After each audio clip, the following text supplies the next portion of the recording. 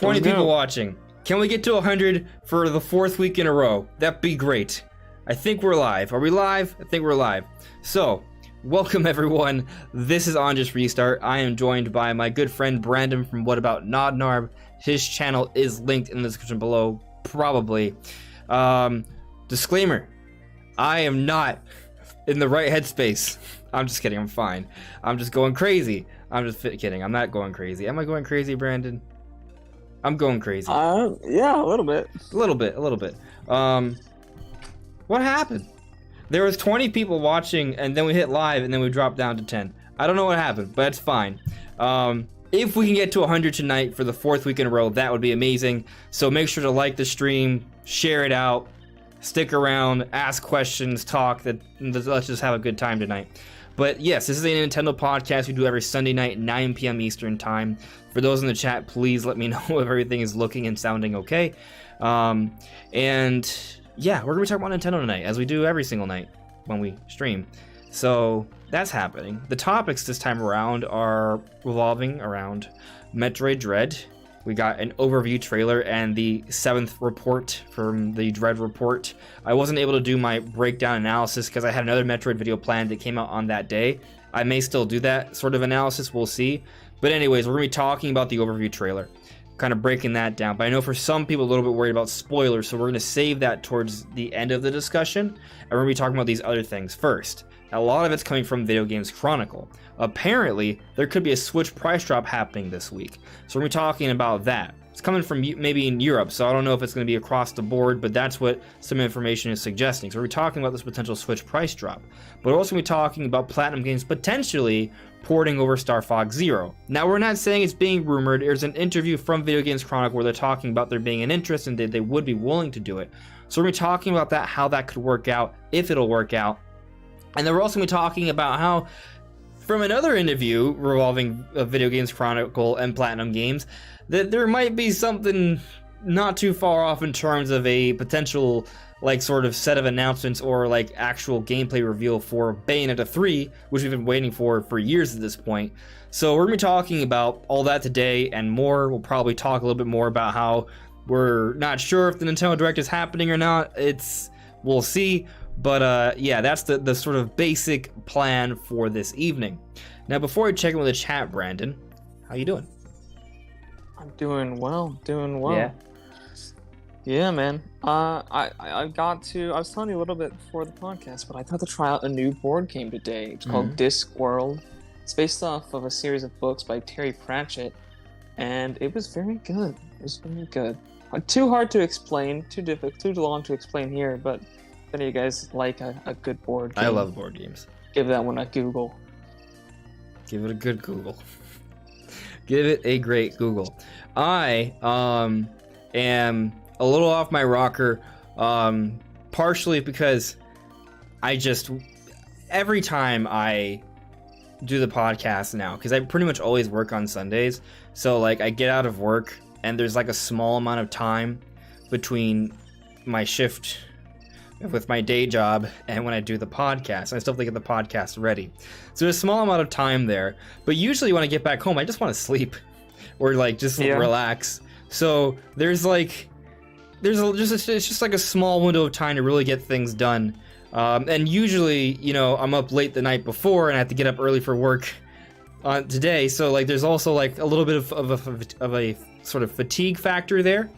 And today, there's a little bit of that. Like it was like 8:55 and I realized that I had not really read the different articles regarding the news we're talking about tonight. I went ahead and read them, which is why I pushed up the podcast time to 9:05 to make sure I know what I'm talking about here.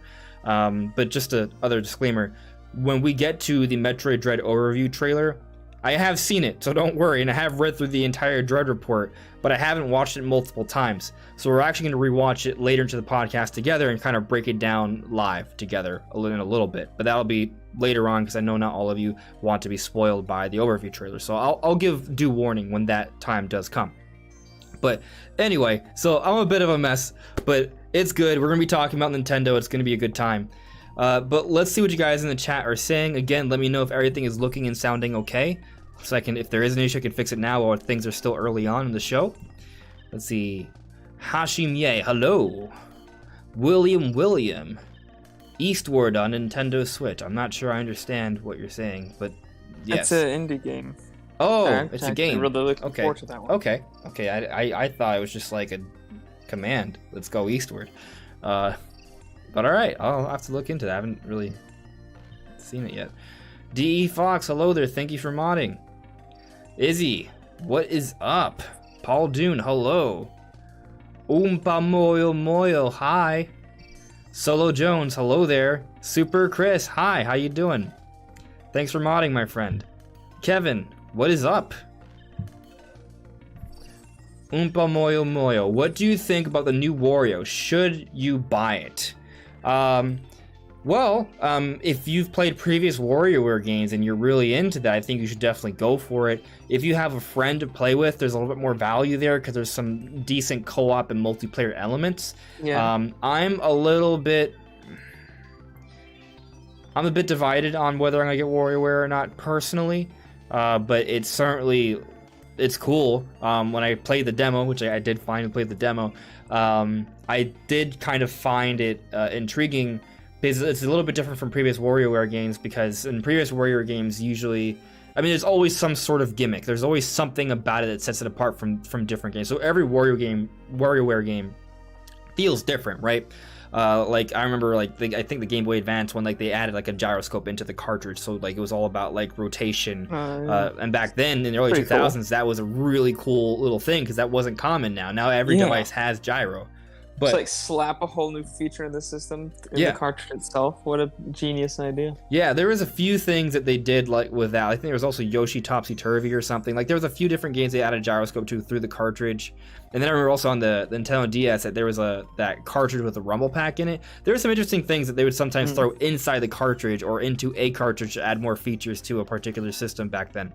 But and going back to WarioWare, this time around, what sort of sets it apart is that each character kind of has its own moveset. Normally, it's based off the core mechanic of the game that throws everything off. Every character you play plays a stage or minigame differently. And that offers up a lot more variety and a lot more different ways to sort of tackle different puzzles. And it kind of varies depending which character you're sort of using at that time. Yeah, sometimes the puzzle will actually change if your character, to adapt to your character with actual specific changes to the level. Yeah. For example, there's one character that sits down and shoots things, but he can't walk. So if he ever needs a platform, these hoops appear on the stage, and you shoot them, and he pulls himself to the hoop. Yeah. So you can get around. So I think that's pretty cool. I haven't gotten to try it myself, but I saw Nintendo Life's review of it. They gave it a really good score. I think 9 out of 10. They seem to think it was really good. I've never played WarioWare, but I want to try it. I'm not sure if I'll get it right away, but eventually I definitely want to get it. Yeah, it seems like a really solid entry in the series for sure. I think if you're feeling WarioWare, you should go for it. There's nothing wrong with WarioWare this time around. It's a good solid entry in the series. A lot of people are saying it's might be the best game in the series so far. So. So who knows? Yeah, I haven't bought it myself, which is why I can't be I think it's amazing. Yeah. But I've only heard good things. So yeah, if you're on the fence, maybe give it a try. Major Blazer, what's up? Paco Salvador, hello. William Pear, hey. Angel Diaz, good evening. Ronnie Fazio, hello there. Yellow Kazoo, hi. Chiville, sorry. How you doing? Ronnie Fazio added me. I recently picked up Astral Chain back up and beat it. It's an amazing game and hope there's a sequel. By the way, I unlocked the Lappy costume. The Lappy costume is hilarious. I love that costume. Yeah. Astral Chain is definitely one of the better games on Nintendo Switch. Best game of 2019 for me. For you. For me, it was Fire Emblem Three Houses. Luigi's Mansion 3 is pretty good, but I didn't play Luigi's Mansion until 2020, so that's kind of a Luigi's Mansion, and it's kind of tired for me. That one's also really good. Those are all good. I liked Pokemon Sword and Shield as well, but I would give Astral Chain was really good though, and it's an amazing game. Played that game 12 hours straight. The first day I got it. Not even joking. And it is set up for there to be a sequel story-wise. So there could be another entry in it. It's a very awesome game. It's if you want a taste of Bayonetta, play Bayonetta 1 and 2 on Switch because they're available. But if you want another taste of what Platinum Games can offer, play Astral Chain. It's very fast-paced, and I might like it more than Bayonetta, actually. Like, the aesthetic kind of stuck with me a little bit more. And the mechanics of it are really kind of, there's something about it that sets it apart because you have I forget what they're called, the legions. It's kind of coming back to me now. Like, there's legions, so you're yourself, you're like a cop. Yeah. But you're not a normal cop. You're like a ninja cop or something. And so you kick butt. You know, there's a lot of martial arts and cool movements and stuff. But also you have like an electric like saber baton, so it's almost like you're using like a lightsaber sword sort of, but it just beats people down. But and you're the only one who can, or one of the only people who can control the legions. Yeah, so there's a whole other element to it where you can, while you're fighting, you can also simultaneously control this other sort of like otherworldly creature that can wreck things and do different combinations, and you obtain more and they all do different things and you fight together. So like you'll have a chain, an astral chain sort of connecting you to the Legion and yourself, and you could like use that chain to like chain enemies up, choke them, throw them, like use them as like a kind of like rubber band almost sometimes. Like there's different things you can do with it, different combinations. It's a very, I would say, unique sort of combat mechanic with the Legion and the Astral Chain. So. It's a fresh experience. It's fast-paced. It's visually stunning. The music is sick. And I would say the game ends very, very strong. And there's a good amount to do. Oh, yeah. So it's I loved Astral Chain. The cutscenes are just super good. The graphics are stunning for Switch, and the way they set up their scenes. For all their cutscenes, they have like really, really cool spectacles going on, and the amount of particle effects flying everywhere. Oh, I love that game, graphically and gameplay-wise. Yeah, I think I know why. Brandon's more biased towards visually stunning games, and Astral Chain is absolutely a looker. Three Houses, in some places, leaves something to be desired, but also really good game. Astral Chain's a very quick. There's no. Astral Chain is faster to get into. Yeah, it's not as long. It's like what, 20 hours? It can be as long or short as you want. 5 to 20 hours or something. I mean, yeah, you could if you wanted like 100%, you could probably get to 30, 40, but yeah, I didn't quite 100%, but I got really close at a lot of levels. I think it took me like 25 hours. But I could probably, if I want 100% it, probably 30. But you could probably beat it in like 15 or 10 to 15 if you wanted to. Yeah, if you just want to get through the story. Yeah. Yep. Let's see here. Well, I think we're ready to jump into the topics. Yeah, I think so. Yeah. All right, let's jump into the topics, guys. So, like I said, I'm gonna save Metroid for a little bit later. What should we talk about first? The Star Fox situation, the Bayonetta 3 situation. Well, we're already talking about Astral Chain, which is a game made by Platinum Games. And a lot of the topics tonight have to do with Platinum Games. There's one about Platinum Games maybe porting Star Fox Zero, and there's the other about Bayonetta 3. So let's just talk about Bayonetta 3, because that's like the other Platinum game that we've been sort of waiting for a while. Astral Chain sort of came out of nowhere. It's been kind of like, I guess, a nice in-between Platinum Games game. But the basic gist here, let me see, I'm gonna pull up. All right, so this came out from an interview. As much as everyone is clamoring to see it, we are really waiting to release it too. Everyone who is working on the project is of course very proud of what we're doing and wants everyone to see what we're doing. As much as fans are waiting for it, we are waiting for the day we can show it. We want everyone to cheer us on as we run to the final stretch. We want to show it too. So this doesn't really like tell us when we're going to see Bayonetta 3 necessarily, Right.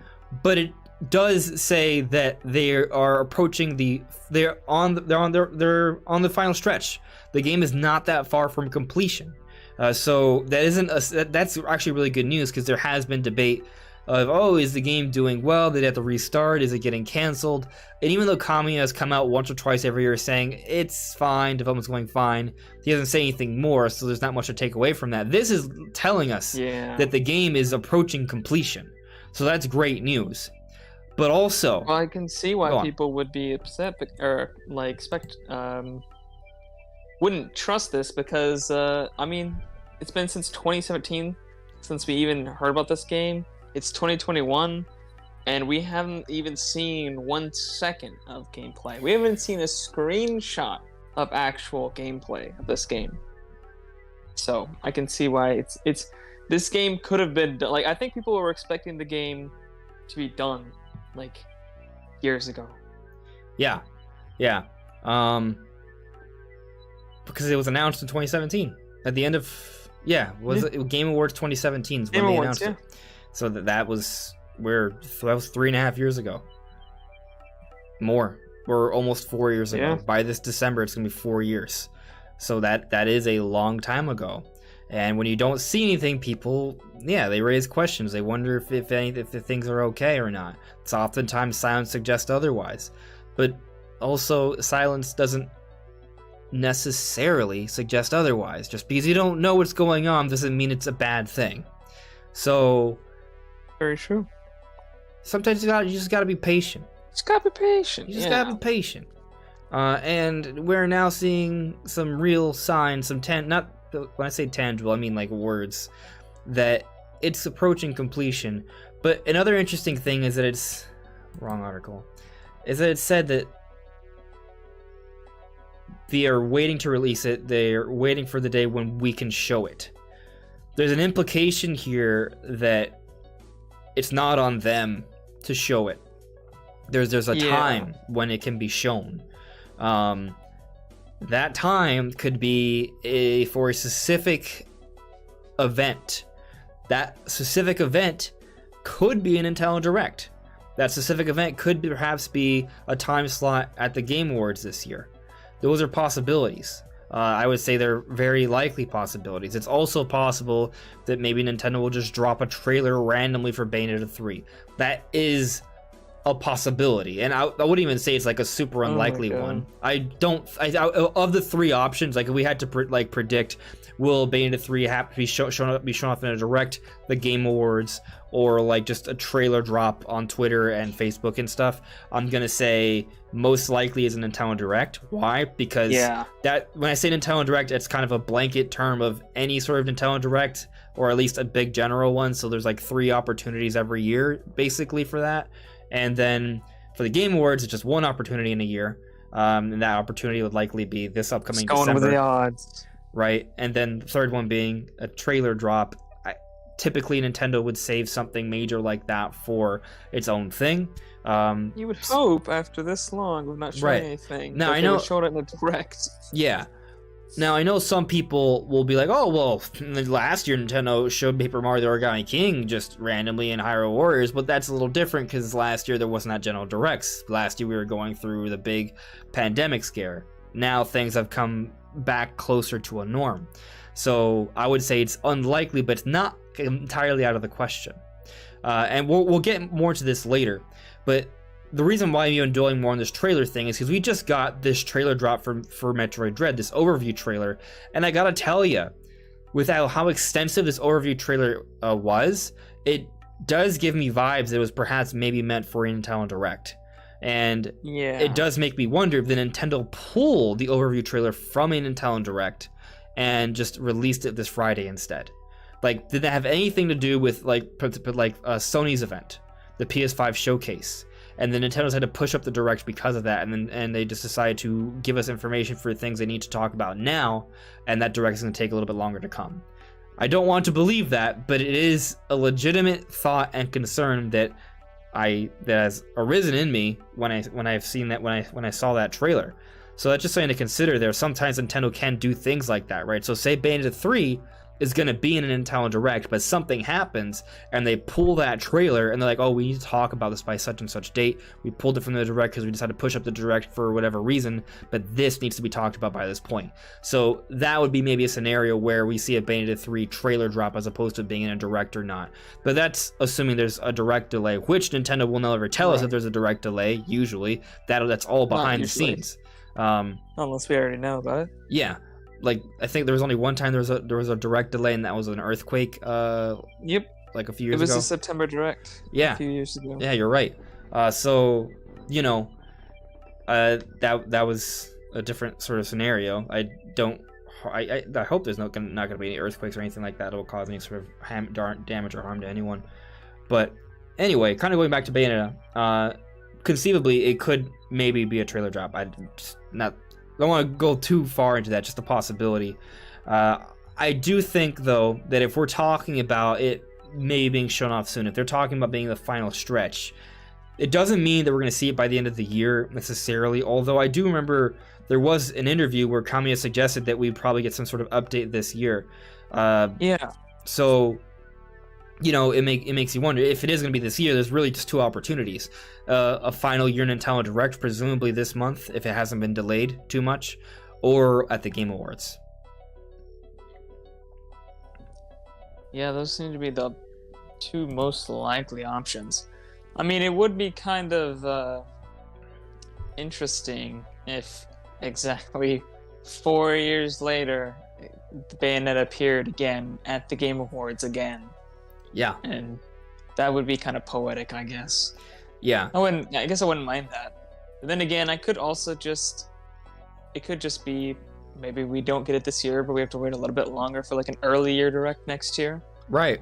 Yeah. See that? And that's not a stretch either. I mean, they can save it until E3 if it's coming out, say, October next year, right? Like, what if it's taking the Metroid Dread spot next year? So, you know, I guess, like, I'm going to put out a prediction. This is maybe not that crazy of a prediction, but I predict that Bayonetta 3 will be shown off in one of 4 potential events for the first time in terms of gameplay. One of those events is a September Direct that could happen this month. Now, I'm going to give that one an asterisk and say that maybe that September Direct is pushed up until October. I'm not saying it is. I'm just saying that, you know, like a fall 2021 Direct, okay? If not then at the Game Awards. Or if not then in a Nintendo Direct in either February or March. And if not then, in a June Nintendo Direct for E3 2022. One of those 4 potential events I could see Bayonetta 3 getting finally shown off. Like, I think we're within that window where it's time for them to talk about it. I think this interview is highlighting that. It doesn't mean it's going to be shown off in a September Direct this week, 3 days from now, or 4 days from now, but it does mean maybe, right? But also maybe a couple months from now or 6 months from now. But like we're within that window, I think. We are less than a year away from seeing Bayonetta 3, potentially even playing Bayonetta 3 in our homes. Like, we're close. One would imagine and hope. Yeah. I think we have to be. I mean, I do believe him when he says that development's been going fine because he's been saying it over and over and over and over again. He's a straightforward person. I don't think it. Yeah. So, I mean, it's almost been 4 years. At this point, it's inevitable that the game is going to release soon because it's you know, it's been a long time. They've been working on it for a long time. Yeah. So yeah, of course it's coming out soon. So I kind of have a feeling we might see it summer next year, maybe in August. I don't know. As maybe a release? Just because, it released. When Astral Chain came out. It was right? Astral Chain, yeah. That's when Astral Chain came out. Bayonetta 3, I think, is expected to have a higher sort of a lore level, like more sales potential. I could be mistaken. I feel like there's a little bit more of an expectation with that one, so the timing of that might be. Just wondering when Breath of the Wild 2 will be released. I mean, there's a lot of considerations there, right? Like, it's one of those things where it's probably not even set in stone yet when Bayonetta 3 is going to be released internally. Like, they may not know the exact month at this point, because there's a lot of projects that aren't. It's not set in stone when they'll be ready. Because I mean, yeah, Breath of the Wild 2 is slated for 2022. We know about Mario Rabbids Sparks of Hope. There are the rumors for Xenoblade Chronicles 3, right? There are the rumors for Donkey Kong as well. Legends Arceus is coming out in January, so we know about that. But then there's also Splatoon 3. So all of those different games conceivably will be coming out next year. Xenoblade 3 and Donkey Kong are unconfirmed. Same thing with Bayonetta 3. But we're kind of speculating that all those seem likely to be coming out in 2022. So we're looking at. I mean, that those games all I mentioned could pretty much be like the lineup. Like there'll be some smaller stuff to fill in the gaps, but those are like the big releases next year. Maybe there's another surprise, but that's kind of like what I'm thinking it is, right? So when they sort of fit that it kind of matters. But Bayonetta can be like an October release, like I can see that for sure. I don't. It's tough. It's tough. It's interesting because we don't know what's going on with Pokemon. Pokemon usually takes up the November slot, but Legends Arceus is coming out late January. So will we get one in November as well? So it's tough. Or will they use November for Breath of the Wild 2? Yeah, that is. It's interesting because normally 3D Zeldas come out in November. Breath of the Wild is the only exception, and it was delayed into November. Just to be clear. Delayed into March from what would have been November. Yeah. So I do kind of feel like Breath of the Wild 2 is like maybe a November release, right? So, what does that mean for Pokemon? Given Legends Arceus is coming now, like I actually have been speculating that Generation 8 is going to take a little bit. Generation 9 actually is going to be taking a little bit longer to get started. The last handful of generations, it's been 3-year cycles, and that cycle should be ending this upcoming, not this November, but the November afterwards, November 2022. So we're in September of 2021, and we're already talking about like November of 2022, right? So it's kind of like we're thinking really far ahead right now. But with Pokemon, it does kind of feel like that we're looking at maybe a situation where they're going to extend the generation gap a little bit more. Not saying they're going to extend it a whole year, but maybe like it comes out by March of 2023 or something, like I could see that, and they kind of extend things a little bit, or maybe they extended it a whole year and they have something come out. I would like it if they just extended it the whole year. They have 4-year gap instead of 3. I mean, I think they can get away with it now, because if they're going to start outsourcing remakes and they're going to have DLC between games, like that all can help to space things out and still have content every single year. They can still manage that, and that gives Game Freak more development time, more resources just to focus on the main product. And that will improve the quality of the games overall. And there has been like a demand for an increased level of sort of quality, right, and polish that we haven't really expected from handhelds. But now that the Switch is more than just a handheld, there's a higher expectation there. So it could be the case that we are seeing a transition with Game Freak. We absolutely are. It's just a question of like, is that going to also mean longer generational gaps? That has been my thinking. I don't know if it's going to be a full 4 years, but I don't expect Generation 9 to come out this November, which goes against the pattern, but eventually patterns are broken, right? So we'll see what happens with that. But going back to Bayonetta 3, because that's like a complete side tangent Pokemon. Yeah. We're close, dude. We are close.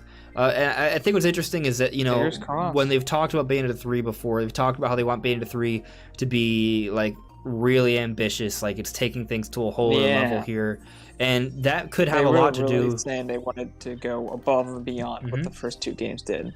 Right. And that might have something to do with why we haven't seen it, because they may be like basically making a whole new engine here, or just adding a lot more to it, or any existing engine, expanding upon it, really building on that, and trying to do a lot more with it.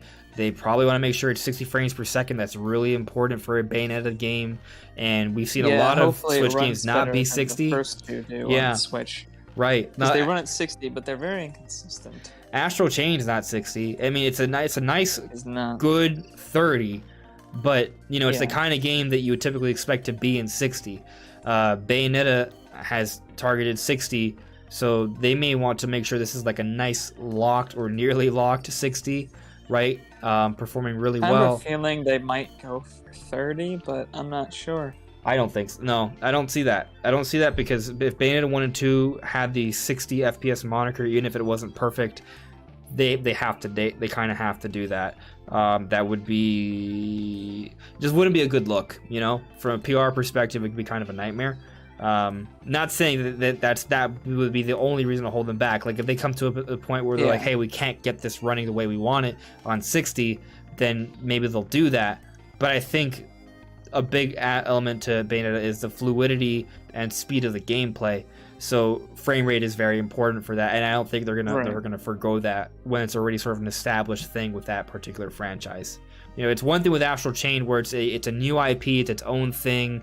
The team working on it is not the main team anyway. They have less resources, less time. That's a different situation, right?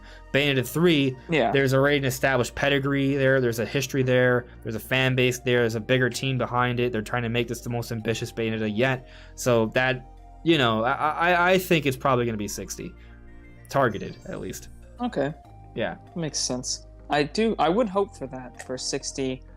I was just thinking that they might want to push the graphical envelope a little more and target 30, but I think I would probably prefer it to be 60, depending on what they can get away with. But who knows? I mean, they made Astral Chain again. That's at 30. Like, the game looks really good, but it's not a 60 FPS game. I'm curious what they can get away with on the Switch at 60. Hopefully something good. I mean, the first two games, they look great still. That engine's old, not really made for Switch at all, not really made for any kind of modern system. So maybe they've been working on the engine to modify it to work way better on Switch, and it's just a much more optimized engine, and they can squeeze out better graphics and get that 60 FPS as well. I think that's gonna happen. I think the game's gonna be fine. Like, I think, you know, one of the things with Bayonetta is that it's not like an open world game, right? So if it's not an open world game, that there's a lot more you can do in terms of frame rate. Then it'll be a lot easier to hit that. Now, if they do go for more open exploration, then maybe that's you have to maybe choose, right? You're gonna go for more of an open exploration game, or you're gonna go for 60 frames per second. Now, if you manage to do both, that'd be great. But Bayonetta's not really about open exploration, so no, I don't think we have to really worry about that. But, no, I don't think that they're going to change the entire formula of the game. I mean, maybe they would, but I kind of have a feeling. I don't know. I mean, we don't know what they're doing with this game, so it's hard to say. We have no clue. We need information. We need it. So let me check in with the chat here. I see I just got a super chat from ASAP Rel. Thank you very much, ASAP Rel. ASAP Rel says, "Hello, Andres Restarter and Brandon. How do y'all feel about about PlayStation having a showcase that was better than every Nintendo Direct ever?" Joking, of course. You better be. I actually didn't even really watch it. I'm not a Sony fanboy. I didn't watch it, but I went back and I rewatched everything that looked interesting to me, which was almost every single thing actually in the Direct. Mm-hmm. I thought it was a really good Direct. I'd give it probably a B+. Showcase. Yeah. Well, I think they actually called it a Direct. I mean, it's like a Direct. I don't know. I understand what you're saying. But... It's pretty much the same thing. Yeah. But either way, I think the only reason I wouldn't give it an A is because some of their announcements that were very big. You didn't like actually watch the showcase itself, though, right? No. Yeah. But I watched. I just went back and watched all that they showed. I just mean, like, you know, at the end, I was like, pacing matters, right? And if you just see the highlights, then that pacing, you can't really grade the pacing of it. You know, you're judging it based purely on the content. I'm basing it on the content, which is the most important thing. But you're right, there is aspects of this I can't judge. Well, whenever we watch a Direct, we just watch the Direct in the Direct, right? So we never do the let's just see the highlights thing with the Direct. So I feel like whenever we watch a Direct, the pacing does sort of impact our perception overall of the content, good or bad, for better or for worse. So, you know, I'm just giving you some pushback, Brandon, saying that your grading should definitely be, you know, take it with a grain of salt. Okay. Anyways, The only reason I wouldn't give it an A is because they're the two biggest games that I was looking forward to, Spider-Man 2 and Wolverine, aren't coming out for a long time. I think Spider-Man 2 is 2023 and Wolverine is sometime in the future. Yeah, that is true. I mean, I think it's awesome that they're making a Wolverine game. Like Spider-Man's. Spider-Man's sick, right? Like it's very interesting to see that we have some licensed games that are just epic now, and like are considered like high quality, like maybe Game of the Year candidate kind of games. And now they're working on a Wolverine one. That's awesome. Like that's a great get there. It's a great thing to have for PS5. I love that they're doing the X-Men universe because Marvel's been kind of neglecting it, and so it feels much more fresh than if they'd gone with some other superhero from the MCU. I hear you on that. They're just doing a lot with Marvel in general across the board, Sony and not. I mean, they showed off some God of War Ragnarok, which was pretty cool. Again, I didn't look at every little detail here, but I mean, they showed off some cool stuff. I was there was no Bloodborne 2. What was there, right? I didn't hear about that. No. That's kind of like something I've been just like waiting for a while. But you know, in terms of what Nintendo could show off, we'll get a Bloodborne remaster for PS5, hopefully. Yeah. Well, I mean, 60 FPS. Isn't it not already? No, they've never updated that. It's never gone a PS4 Pro update. It's never been updated from its original version, I'm pretty sure. Oh. Wow. The game's old. Wow. I was gonna say, there has been like some consideration, right? We mentioned earlier, did Nintendo delay their direct because of the PS5 showcase? We may never know, right? But I'll tell you that if there is no direct in September, I'm going to be strongly leaning towards that, especially with this Metroid Dread overview trailer having come out. Feels like saying they could have been in a direct. So if there is no direct in September, I'm going to blame Sony for that. But or I'll blame Nintendo for feeling the need to do that. Cowards. Like, I mean, they could have a direct this week or next week, it'll be fine. I'm just very curious what they'll say about Metroid Dread now that they've put out this overview trailer, you know? So it's going to be interesting to see how that plays out. But I have another super chat here from Robert Salazar. Thank you very much for the super chat, Robert. What is this song? So this song is a Donkey Kong song, and I don't remember which one it was. Don't remember. I don't remember which Donkey Kong song it was. It's a Donkey Kong Country song, though, like one of the original three. One of them. If you search Donkey Kong Country songs, you'll find this one fairly soon. But let me kind of continue with the chat here. So yes, thank you guys for pointing out chat. I get to chat in between topics because this is a discussion stream. So we have discussion and we take little breaks, and if you guys bring up good points or there are questions, you know, that turns into more discussion. But yeah. Izzy XD. If Nintendo don't give Bayonetta 3 a spotlight at the next Nintendo Direct, then expect the game to be shown at the Game Awards. I think it's a very strong possibility that's going to happen. Could be. Yeah. I actually, this is a really, really nice reference from Kevin. So Kevin saying, I'm not sure what we were talking about that reminds you of that, but in Metroid Prime 3, Kevin said that there's a scan that said Metroid Project Dread is nearing completion, which is really cool. That was not true because Metroid Dread is coming out now in 2021 and Metroid Prime 3 came out in 2007. Yeah, 2007. So really? Yeah, 14 years ago. But it was cool. It was a cool thing to have in there. Very cool thing. And eventually Dread turned out to be a real, I mean, it was a real project. It was a real project that was behind the scenes, and eventually, after being canceled and redone a few times, we're now getting Dread finally, and it's going to be glorious once we play it in a few weeks. Rescue Squad Culp was asking, how's your day going, Andres? My day, well, you know, it's been a long day. I got up early today. And, I was explaining in the beginning that I'm a little kind of off my rocker due to fatigue and the going-ons of life. So I will not tell you that my day is going great, but I will also tell you this. I've been looking forward to having this discussion all day.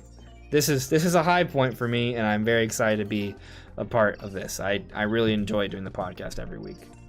So it's soothing for me. Yeah.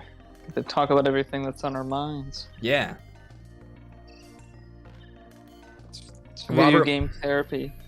Yeah, video game therapy, yeah. Yeah. Robert Powell. Nintendo likes to sit on their projects.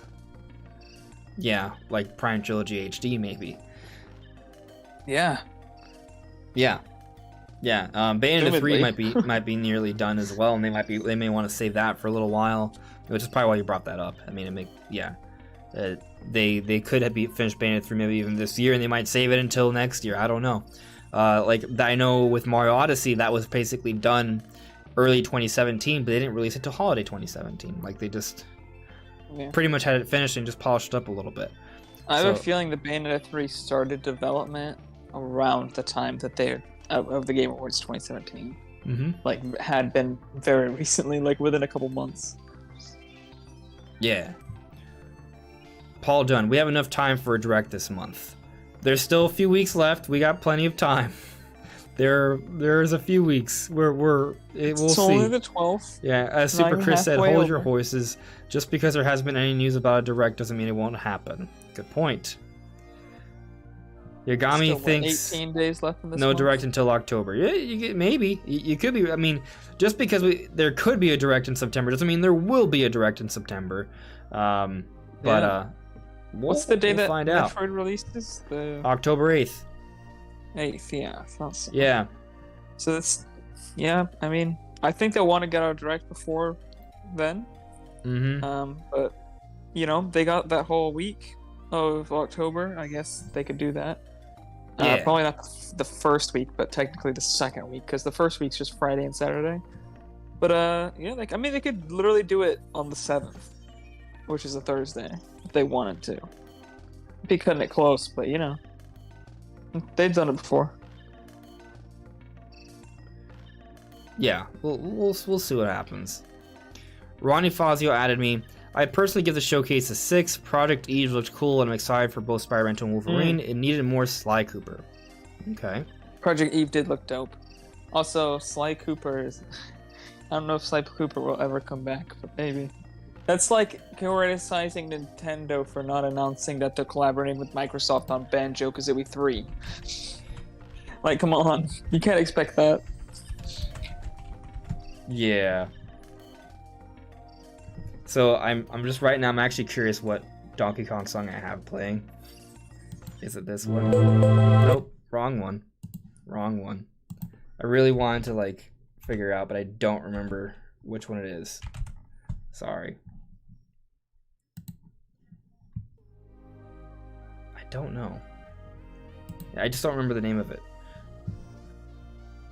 If someone in the chat can remember it, I'd love for you to point it out. I have it saved on my computer somewhere. What I do is that I create little blocks of audio that have a few different songs in them. So I just name it as a particular medley or something. So I don't have the actual name for the file right now.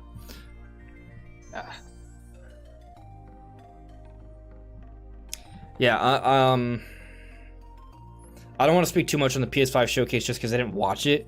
So I don't want to I'm not going to talk about something I don't know about. So I'm just not. Yeah. I saw some stuff that looked cool. And that's pretty much it for me. I would say I agree. Project Eve Online, or not Eve Online, but Project Eve. Is it Eve Online? I don't think so. I think that's a different game. But Project Eve that they showed the showcase looked really cool. I thought it looked epic.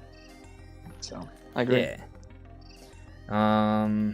D. Fox added me. I think the direct will be this week. I hope it's this week. Could be. Yeah. I mean, it could definitely be this week because I had kind of a feeling that they wanted to do it last week, but then we're like, PlayStation Showcase. Okay, we'll just do it next week. That was that's my Maybe. feeling too. But also because they dropped the overview trailer. Like I don't know. Like what if they just decide let's just wait a few weeks, like until October. I don't know. Ace Umbrella is saying that the track I have playing right now is Forest Interlude. That sounds right. Forest Interlude. Yeah. Thank you. That way, I finally got to answer your question, Robert Salazar. Forest Interlude. That sounds right.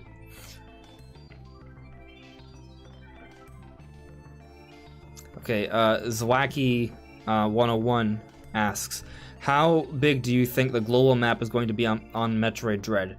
The part they showed on the overview trailer, I think, was just a small portion of the global map, and we saw that train tram.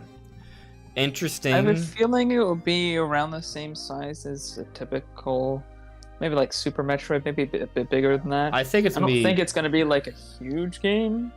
It might be a bit bigger than the previous games. Yeah, I'm not expecting it to be like it. Significantly larger than previous. Like, yeah. There is certainly some games that are smaller than others. I think it's going to be the biggest one yet, but by how much? Maybe not like a significant amount. Like I'm not expecting this game to be like a 60-hour game. Yeah, I'm kind of feeling it to be maybe more like a 10-hour game.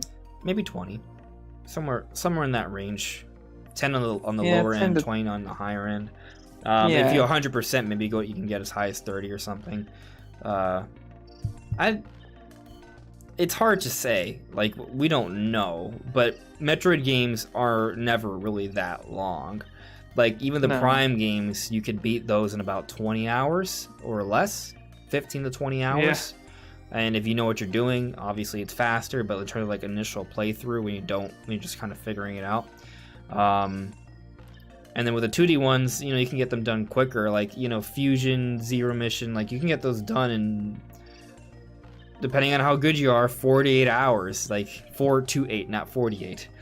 So we'll see. I do agree with you, Brandon. It's going to be at least 10 hours, though. I could be mistaken on that. There might be... There is always, like, flexibility because everyone plays games at different paces. But I'm expecting the game to be a little bit bigger than previous Metroid games. It does appear that way, but how much it's hard for me to quantify by how much. I can't give you, like, a specific number. For fun, I went back because I played Metroid Prime all completely on stream. I went back to see roughly what my playtime was, and obviously there's breaks and me talking to chat and all kinds of stuff. So, but it took me about 17 hours, and I'd never played the game before. That was my first time ever playing. Did you get assistance in the chat? Did they give you advice and suggestions? Maybe a bit, but not a lot. Most of it I did by myself. I'm pretty sure I asked... usually when I play single-player games, I tell people not to give me hints unless I ask for them. Okay. So, minimal hints, but there might have been... If I got stuck, I might have asked for something. But I always, when I stream, I tell people not to give me any tips unless I ask for them, so... Okay. ASAP Bro with another Super Chat. Thank you very much for the Super Chat, buddy. The Sony showcase was meh at best. Zero gameplay and stupid release dates. Microsoft got dragged for that. It's some people just like seeing more information on games they're looking forward to. It's kind of like you look at the Breath of the Wild 2 situation, right? Even though the game's taken so long to come out, like we're okay with just getting footage on it, like just a little bit more for us to dissect and talk about, because I mean it contributes to discussions like this, right? It gives us a lot more ammunition for conversation and speculation. So, sometimes I kind of appreciate it, but if I'm not like a hardcore fan of a particular franchise or game series and all I get's a CGI trailer, it doesn't sell me on it. CGI doesn't sell me on something that I'm like on the fence for, right? Or I don't know I want yet. You show me CGI for Zelda, I'm gonna be like, oh cool, because it's Zelda, I know I want it already. Same thing with Smash Brothers, but if it's something like, if you show me Bayonetta 3 and it's just CGI and I haven't played a Bayonetta game before, like the original trailer, I had no idea. I didn't care about that trailer first time I saw it. I was like it's neat, it's pretty, but it's nothing. It doesn't do much. There weren't actually that many CGI trailers. Like I'm looking through. There was one, and then I'm looking through. It's like every one that I see, there's like 3 or 4 other trailers that were gameplay. I've heard that. Like I've seen Project some of E that was debate on gameplay, Twitter. Forspoken got gameplay. Yeah. Alan Wake Remastered, Grand Theft Auto, Ghostwire. I just want to go back to when I said that I didn't Spider-Man, watch the Uncharted. showcase, so I can't speak specifically Right. on the showcase. Gran Turismo, God of yeah. War. There's only one here that I see specifically that actually only had, and that was KOTOR remake. Star Wars. They're remaking KOTOR? Yeah, Is this a new thing? it was announced at the showcase. Yeah, Whoa, that sounds pretty awesome. I didn't know that. that's the only Again, one that I we didn't got watch the a, showcase. I'm sorry. No, it was the only one we got a CGI trailer for. I've worked Let's every see on day this list. since the showcase happened. I've been Might be one. I've been just haven't. Oh had yeah, that much time. Wolverine as well. But Wolverine, we did get Spider-Man from the same developer, which was gameplay. But Wolverine was just CGI. Dude, Yeah. I will say, Spider-Man 2, before I found out that it was gameplay confirmed by the developer, like running on a PS5, I thought it was CGI. I totally thought it was CGI, dude. I was like, man, this looks way too good to be gameplay. That game looks insane.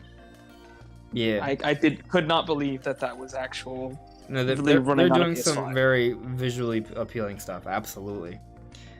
So there's a few questions here I want to get to before we jump into the next topic. Izzy asks, was Nintendo right to not do anything for Zelda's 35th anniversary? Good question. Well, they That's are a good doing question. they are doing something. That something is the Game & Watch. That's coming out. Yeah, And we wanna got say Skyward Sword November? HD, which Yeah. kind of fits for the, I mean, that game came out for the 25th, so for Yeah. the 35th as well, kind of fits. So it's not like they're not doing anything, but I agree. I would have. Oh, you know what we haven't seen is maybe they'll have some other little Zelda games coming to the online service in September Direct. They could do a thing where they're like, hey guys, we're celebrating both Zelda and Metroid's 35th anniversary. You get to play all of these Metroid and Zelda games on the Switch Online eShop. Here you go. And you just like dump all the Give us the- Game Boy Color, the Game 8-bit, Boy 16-bit handheld ones, like all of them. I mean, Yeah. most of them are already the and NES and SNES are already there, but we're specifically talking about the Game Boy generation games. Right. Yeah. Game Boy and Game Boy Advance generations. Fingers crossed. Fingers crossed, yeah. Hopefully, Yeah. that's what I want to see. Yeah. Yeah, it's what we both want to see for sure. So, I would definitely want to see something like that. But in terms of that, was Nintendo right to not do anything? I mean, like, there was certainly money to be made, right? Had they had Yeah. something like, if they did a thing where they were like, hey, here's Twilight Princess and Wind Waker HD in a dual pack, maybe it would have worked, but also keep in mind that might have impacted the Skyward Sword sales, right? And Skyward Sword is going to sell throughout the year. That's gonna if you think about the mainstream, not us hardcore fans, people are like, oh, there's a Zelda game. Okay, it came out not that long ago. This is a good game to buy for Christmas and stuff. So Skyward Sword is probably going to sell really well throughout the year, throughout the holidays. So Nintendo may not need a specific 35th anniversary thing. And they are kind of hot off the 3D All-Stars thing, and that was, the limited release, and people didn't like that, and they did it, and they made a lot of money, but they could have made way more. I do wish we had gotten a line of 35th anniversary amiibo. We got 30th anniversary, but not 35th. What's with that? I mean, I think that the reason is, if they are working on amiibo, it's for Breath of the Wild 2. That's not coming out this year. I think they're just more focused on when Breath of the Wild 2 comes, there's going to be a lot of fanfare for that. There's going to be a lot of accessories and merchandising for that. So I have a feeling that they thought the game was going to come out this year. Yeah. Yeah, so they had to change things around. A lot of the 35th anniversary stuff was probably built around Breath of the Wild 2. So they'll still do it, it just has to be recoined as just Breath of the Wild 2 merchandise as opposed to 35th anniversary merchandise. Which honestly they can still is do Zelda way merchandise. more important and way more profitable. Yeah. Yeah, so I don't think it's a thing where Nintendo made a mistake. I think it just they probably wanted to do it because we saw like patents and trademarks for a lot of merchandising similar to Mario. It's just, you know, things don't always pan out the way we want. I mean, I'll tell you that there's a lot of stores right now that are lacking in a lot of technology, a lot of computers and tablets and phones, and you know, there's a lack of chips right now. Semiconductor stuff, like it's hard to get your hands on technology right now, so like it's not easy getting things out there. We've heard, you know, a lot of talk about, you know, it's gonna be hard to sell a lot of PS5s and Xbox Series X's and even Switch OLEDs because of a lot of the shortages. So, you know, it's just things to consider there. Like, it isn't so much that Nintendo was like, let's not make money with 35th anniversary stuff. I think it was just more of a situation of that's just not what they had in the cards. Like, they may have wanted to bring it to this point, but game development's fluid. It's hard to get hardware ready and things of that nature. And they gotta do what makes sense. So they have some stuff coming. It's just maybe not what we all wanted, but fingers crossed we get Game Boy, and fingers double crossed we get Game Boy Advance. Yeah. Get some Zelda games that way. I really want to play Minish Cap, and I've never played the Oracle games. Never played those. I'd love that. So I saw a question here from Doc Ido. What is the absolute most you can see Metroid Dread selling? What is the ceiling? Ceiling? A ceiling. 10 million? Yeah, we're on the same page. I don't see it going over 10 million. I think 10 million's like the ceiling. Like that is it peak. That is best case scenario kind of thing. Yeah. And I think part of that is that it's not like a family game, right? So it's not like Luigi's Mansion or Mario Party, or a lot of people can buy it and play in a family-like setting. So that does impact sales potential there. Not to say that some very core-centric games can't sell really well, right? Monster Hunter Rise is selling really well. Smash Ultimate sold really, really well, but that is a multiplayer game, so there's that. But then Breath of the Wild, you know, is incredible, and that's probably like... Yeah. Breath of the Wild is probably the best-selling, like, non-family-oriented Nintendo game. And I'm not saying Zelda's not, like, hospitable for a family environment, but it's not, like, family-targeted, if that makes sense. No. It's family-friendly, but not family-targeted. Right. And I don't think Metroid Dread is, like... I mean, I think it's less family-friendly than Zelda, but it's not like, oh my god, if my kid sees this, he's scarred for life. But it's just a little bit of a different audience. Now, I also think that it's not just families who have Switches, right? I think a lot of you know, teens and 20-year-olds and 30-year-olds and so on. A lot of people who are single or, you know, don't have kids, or core gamers. They're gonna want to get this game. So it still has a lot of sales potential, but I'm just simply comparing it to those other games that maybe have a little bit more, and seeing how they've performed, right? Because Luigi's Mansion, Splatoon, like those are 10 plus, or Luigi's is close. I have to double check that, but it's around that range.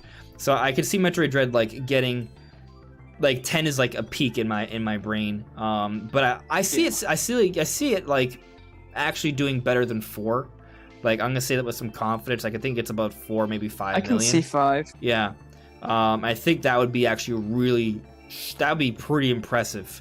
Honestly, with how much they've marketed it, like, their marketing has been insane. And there's so much hype, and there's been so much fan and community hype and push. Well, I mean, I hope it takes off more, right? I hope it's like kind of like Breath of the Wild.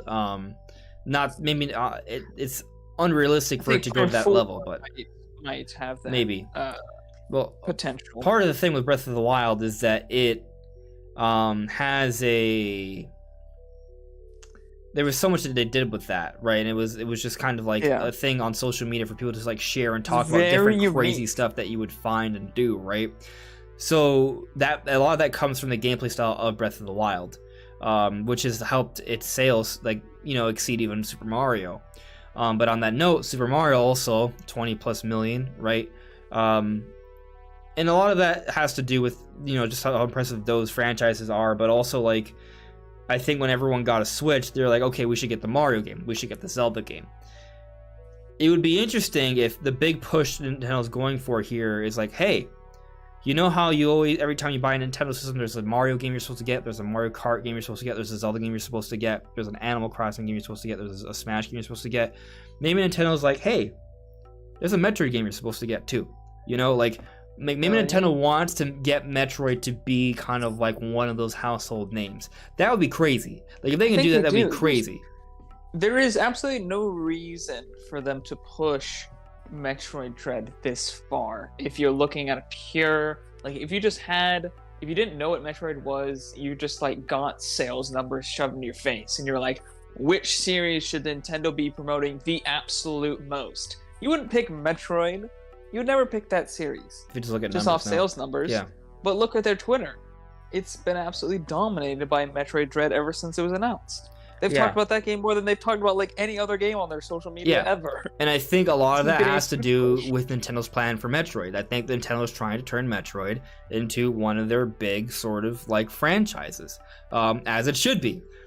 If we go back to the roots, we go back to the NES, Metroid was, you know, there was this shared design philosophy with Mario and Zelda, then Metroid, like it was just interesting stuff there. And then like Legend of Zelda is named after the princess, Metroid's named after the enemy you hunt.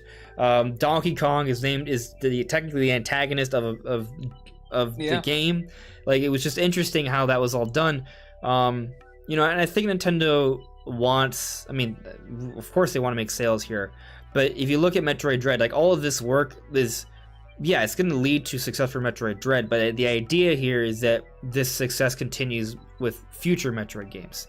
And maybe Metroid Dread isn't the Metroid game that exceeds 10 million, but maybe what's accomplished with Metroid Dread, it establishes a much bigger awareness of the franchise, so when Prime 4 comes around, with that bigger sort of development team and more scope there, it's a little bit more of a, you know, spotlight sort of showpiece that can attract a larger audience.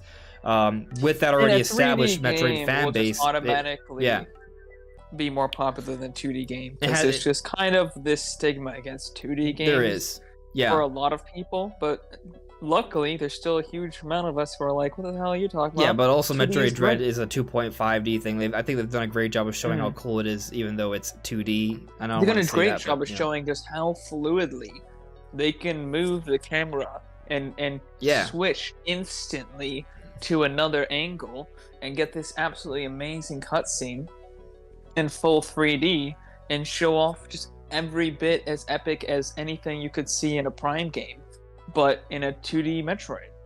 I think that's just amazing, and I think that's gonna, and they've been showing that off so well in the trailers, which I've been loving. It's almost like when you watch the trailers, if you didn't know it was a 2D game, and you know, you weren't paying too close attention, you might think it's a 3D Metroid game. You know, I think that's great. I think that's gonna really help it to sell, because it's gonna help people to get over that 2D stigma as well, and just make the cutscenes just that much more epic. And it's really gonna serve the story. Metroid Dread is serving a great purpose. It's going to destroy the 2D stigma. Yeah. What if that's the boss? That's the final boss. The final boss is just the 2D stigma. It's just like it's a concept. The text. Yeah. It's literally just a picture of 2D Mario. It's just floating around. And then you're just shooting it. It'd be kind of fun, actually. They can make it seem really dark and creepy, because it's like an otherworldly thing, like it shouldn't be in this existence sort of thing, and it's just like dark and bit-like and moving. It's just unnatural. That could actually be really cool. Yeah. We've been in the chat for a little bit. I want to get to a couple more, and then we'll go back to the next topic. We haven't. We're not even at the Metroid topic yet. We got to talk about Star Fox. We just about transitioned into Metroid on accident. Yeah. So let's hold off on that. But just a couple more things here. Jeremy Ben's added me. What is your favorite drink? That's a great question. I don't know if I have a favorite drink. Like, I do. It depends. It depends. I drink water a fair bit. Drink a lot of water. That may sound boring. I'm not one of those people like in the commercials where they try to convince you that you need to fix water. It's like, water's fine, bro. I don't need to put flavorings in it. I can just drink it. Water is good. That said, I do have a sweet tooth, right? So it does vary. Now this is something that not everyone likes, but if you want to know why I look so young, because I drink a lot of cranberry juice. I love cranberry juice. I drink cranberry juice a lot. So yeah, it's my favorite juice actually. I don't know if I've had much cranberry juice. I'm pretty sure I like cranberry juice. It's kind of sour. Not everyone's like down with it. Some people say it makes their mouth feel dry. I don't feel that way. I think it's great. So I really enjoy it. I usually drink it with like some ice in there, so it does water it down a little bit, but it also feels like really cool. So I enjoy cranberry juice as a juice drink, and then obviously water. I'm not saying I don't drink. So I do drink. Pepper is my favorite soda. Basic Coca-Cola is my favorite soda. I like whiskey. That's a good drink. I enjoy liquors of various kinds. Yeah, I've recently become a great fan of mead, actually. Mead is great. Mead is awesome. Mead is kind of like wine, except it's like fermented with honey. Ooh. Yeah, so it's sweet, and it's pretty awesome. Yeah, that sounds good. I enjoy it very much. So in terms of I don't have a specific drink I like. It kind of depends, right? I don't, sometimes it depends. It depends what I'm doing. But a drink I want to try is an Irish. So it's like an Irish cream whiskey. Oh, a cream whiskey. Okay. Yeah, I want to try that. Okay. Yeah, I'm also a fan of White Russians. I really like those a lot. I haven't had that before. Yeah, it's kind of like a milky sort of alcohol drink. It has Kahlua in it. Sounds good. Yeah, it's great. It is great. All right, I think let's move on to the next topic, guys, and then we'll come back to chat afterwards. So, continuing on with talking about Platinum Games, there was another little interview came from Video Games Chronicle about Star Fox Zero. Now, the basic gist here is that there isn't necessarily a Star Fox Zero confirmed to be coming, or even rumored.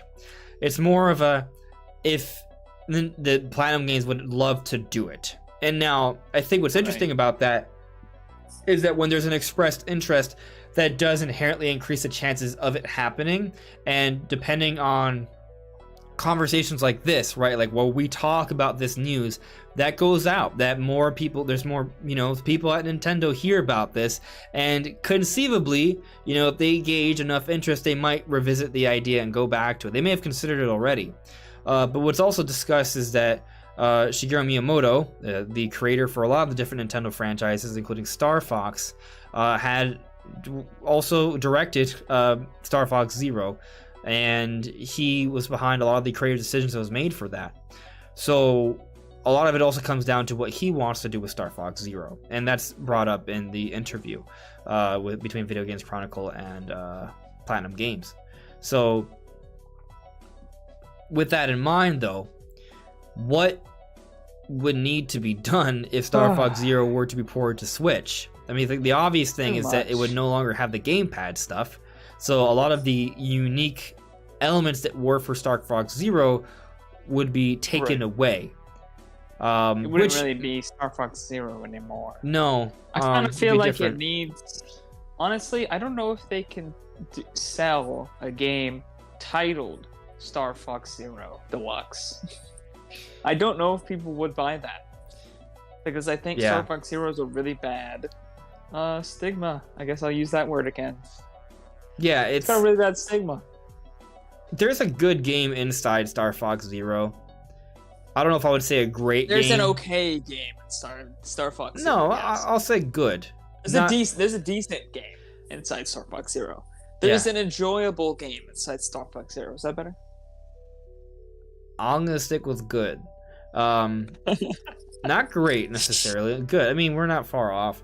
I think a lot of people did have a lot of issues with the Wii U gamepad. I had issues with it.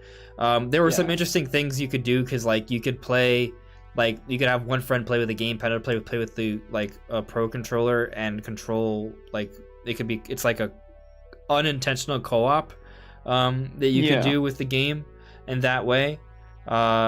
Was that unintentional? I thought that was maybe completely intentional. maybe it was intentional, but it wasn't like, oh, co-op mode. It's just like, here, pick this controller up. You can conceivably pretty play sure both this they- way.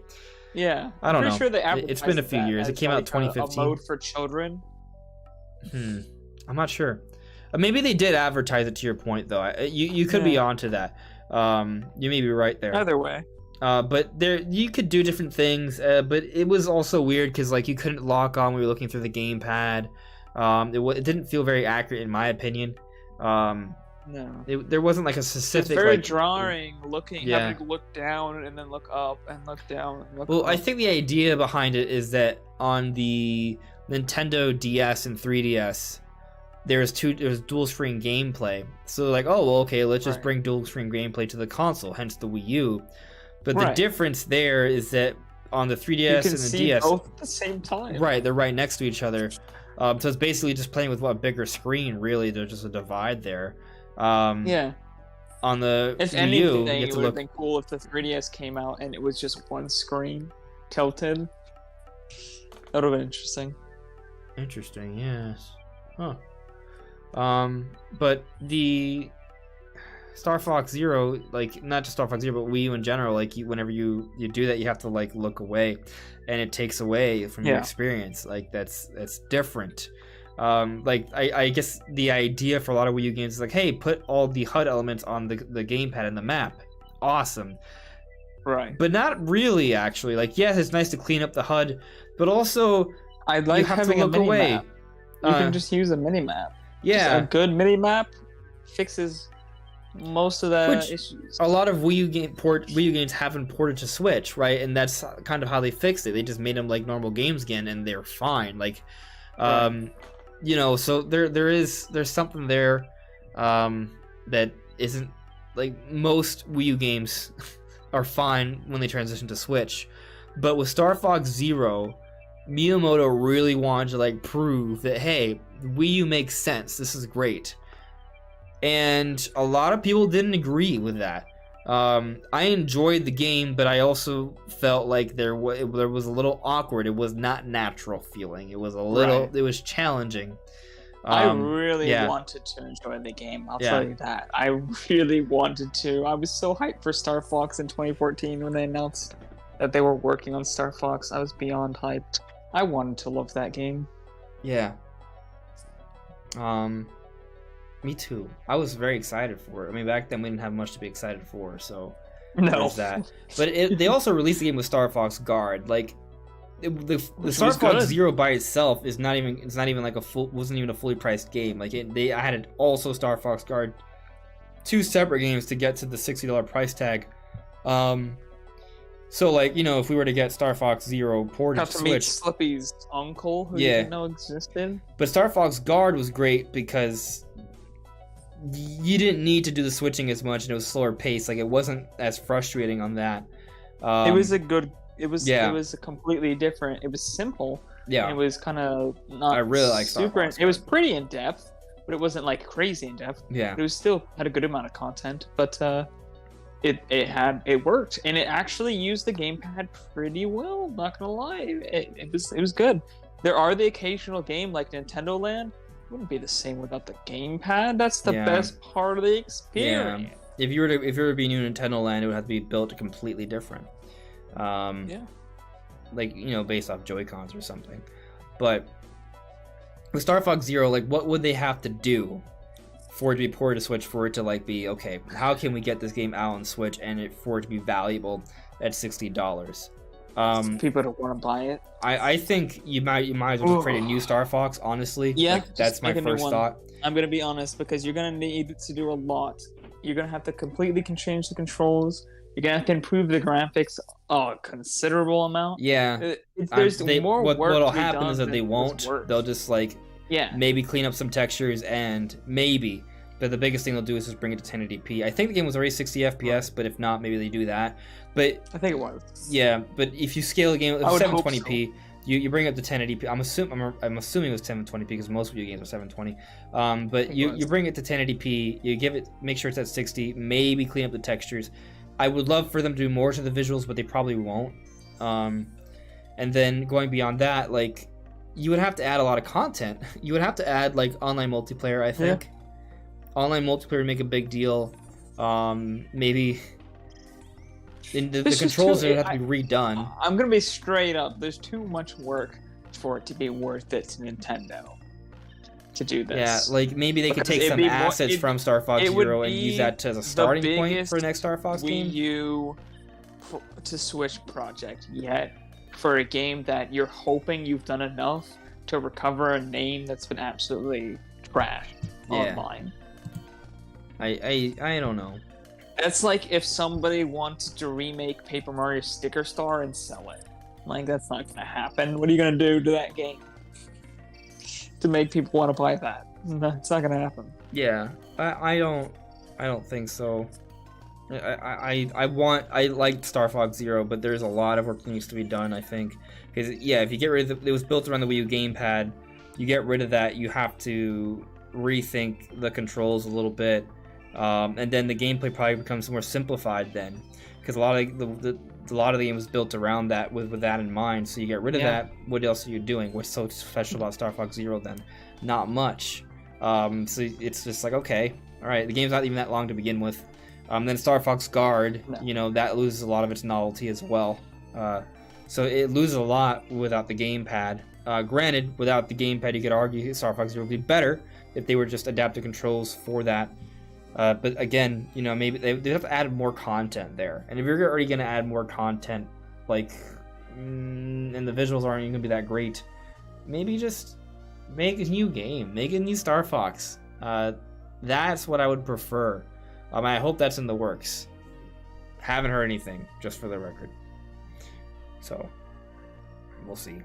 But let me see what's going on in the chat here. Unless there's anything else you want to add to this, Brandon. I just want to do Star Fox game, please. Yeah. Just can you go back, make something new, make something great, make something that's an evolution of the series. It doesn't always have to be Star Fox 64 the third time, or the millionth time. We're good. We need to make a new formula, I think, for Star Fox and evolve it into a new franchise, almost, essentially. Yeah. It needs a revamp, like a new take on the series. So I am for that. I've talked about maybe take what they did with Starlink and make that into a full-fledged Star Fox game. I think if they focused on it being a Star Fox game, maybe scale down the scope a little bit, but maybe add more to do in the different planets, make them Star Fox themed planets. Like, there's some cool stuff you could do there, but still also have like multiplayer in there. Like, there's some cool stuff they could do with that. That would be amazing. But I don't know. We'll see what the future holds for Star Fox. And yes, Star Fox Adventure, to your point, D-Fox, was epic. That was a pretty cool game. It wasn't quite a Star Fox game, but it was a pretty cool game that had Star Fox in it. I enjoyed it very much. Yeah.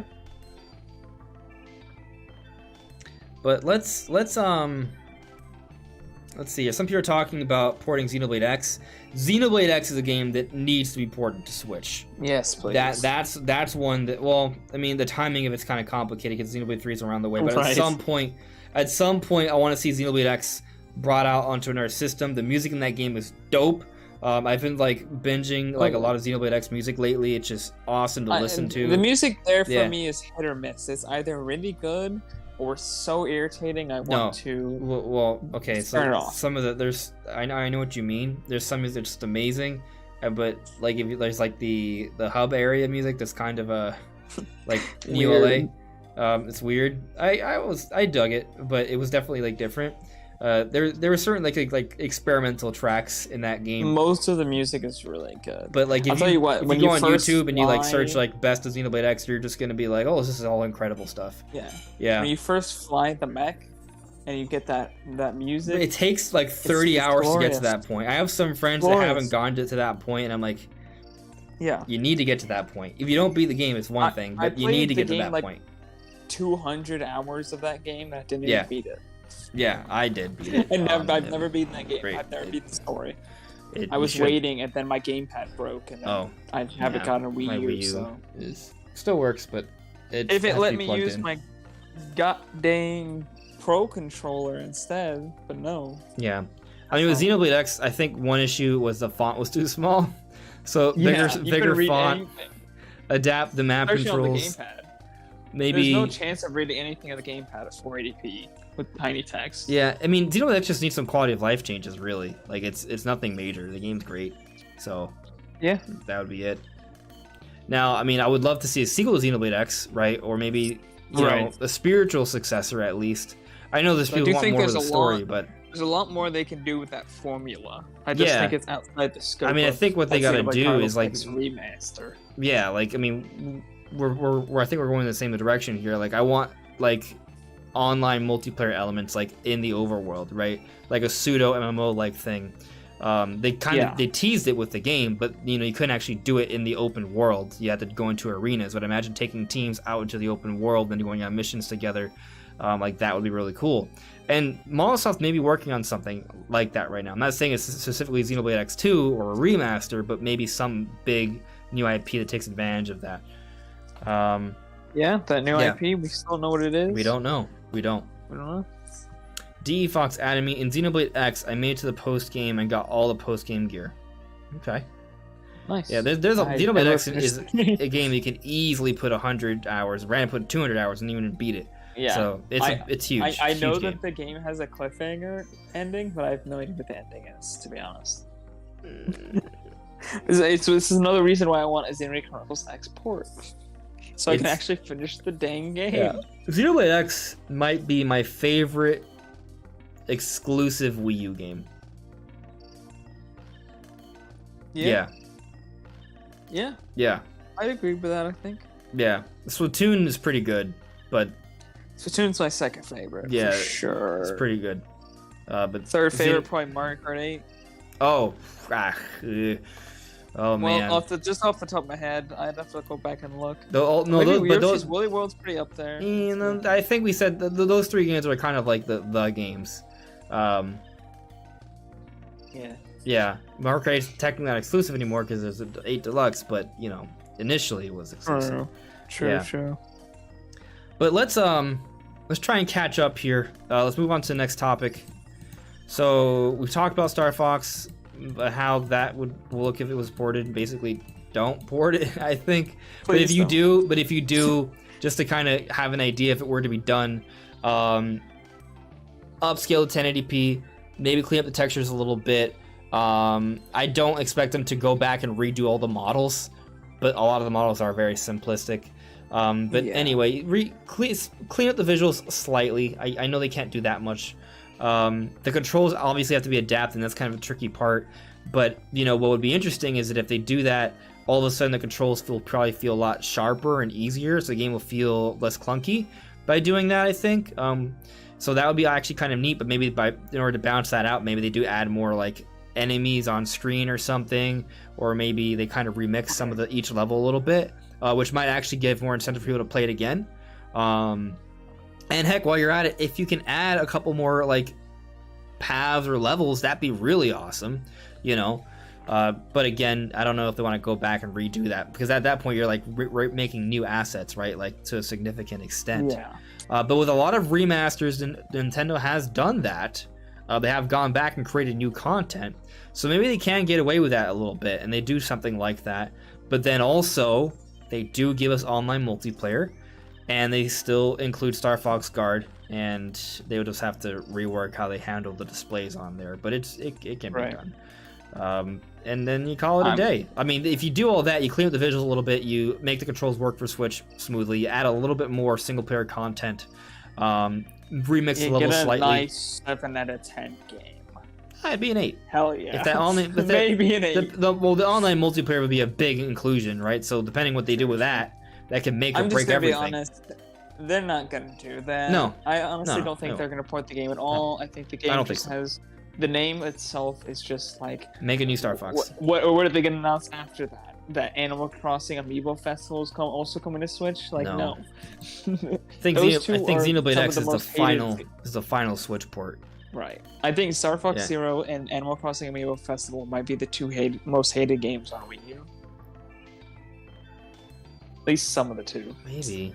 They're up there. I mean, I don't feel like like Star Fox Zero is. I don't hate I was happy that Star Fox Zero existed, right? It just they made some questionable decisions with it. Amiibo Festival is just a travesty of humankind. Because I kind of feel like Star Fox Zero hurt the series as a whole, because when they were talking about Star Fox Zero in the initial pressers, Miyamoto specifically talked about how hard it was for him to get them to even let him make the game at all. And it was kind of supposed to be this last hurrah for the series to see if it was going to do well. Star Fox Zero should have been the Fire Emblem Awakening of Star Fox. Like, that's kind of what they were like wanting. Like, yeah, but then no, and it just flopped. But no, because but there was not any.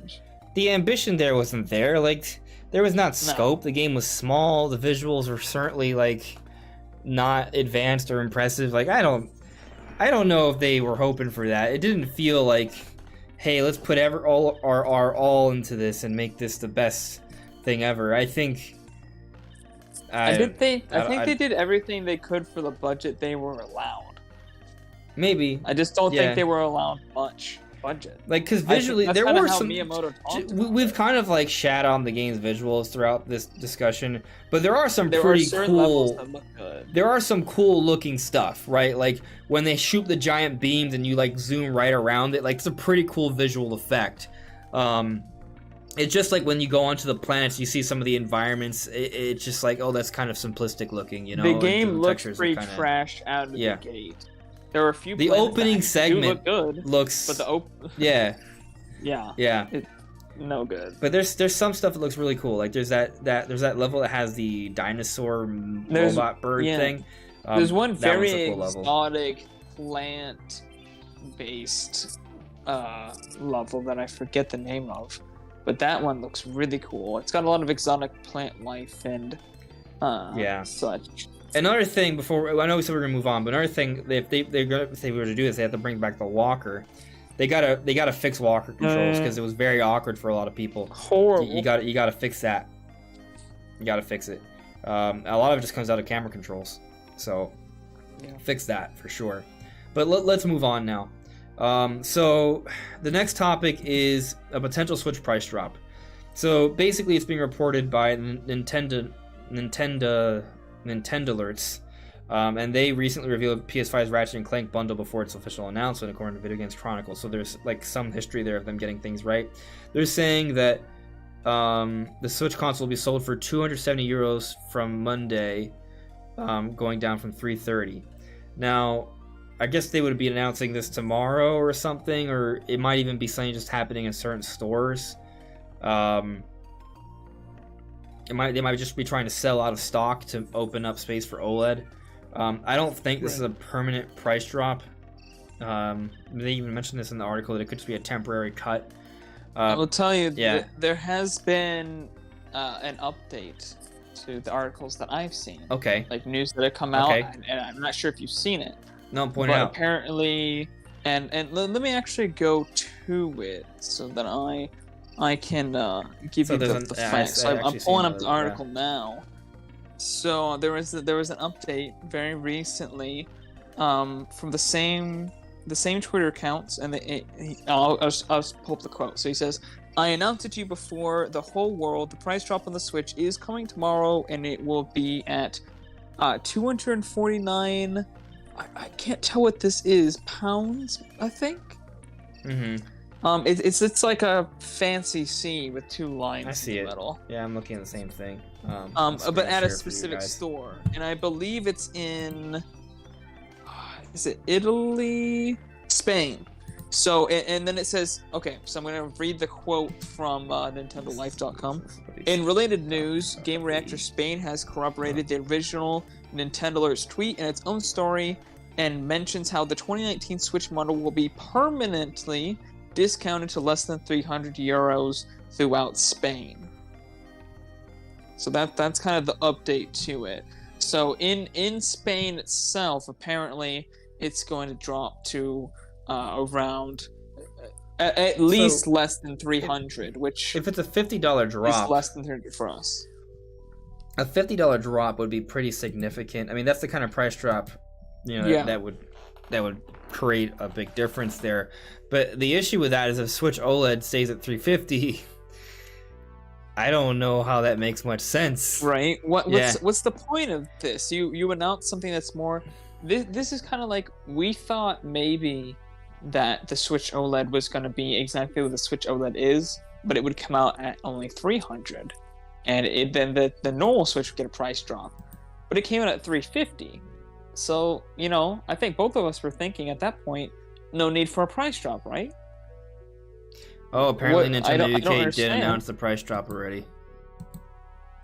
Yeah, apparently in the UK, maybe sales aren't as good as here, and they're wanting to do a price drop to boost, but I don't know if they'll do price drops in the rest of the world. I'm now looking at Nintendo UK.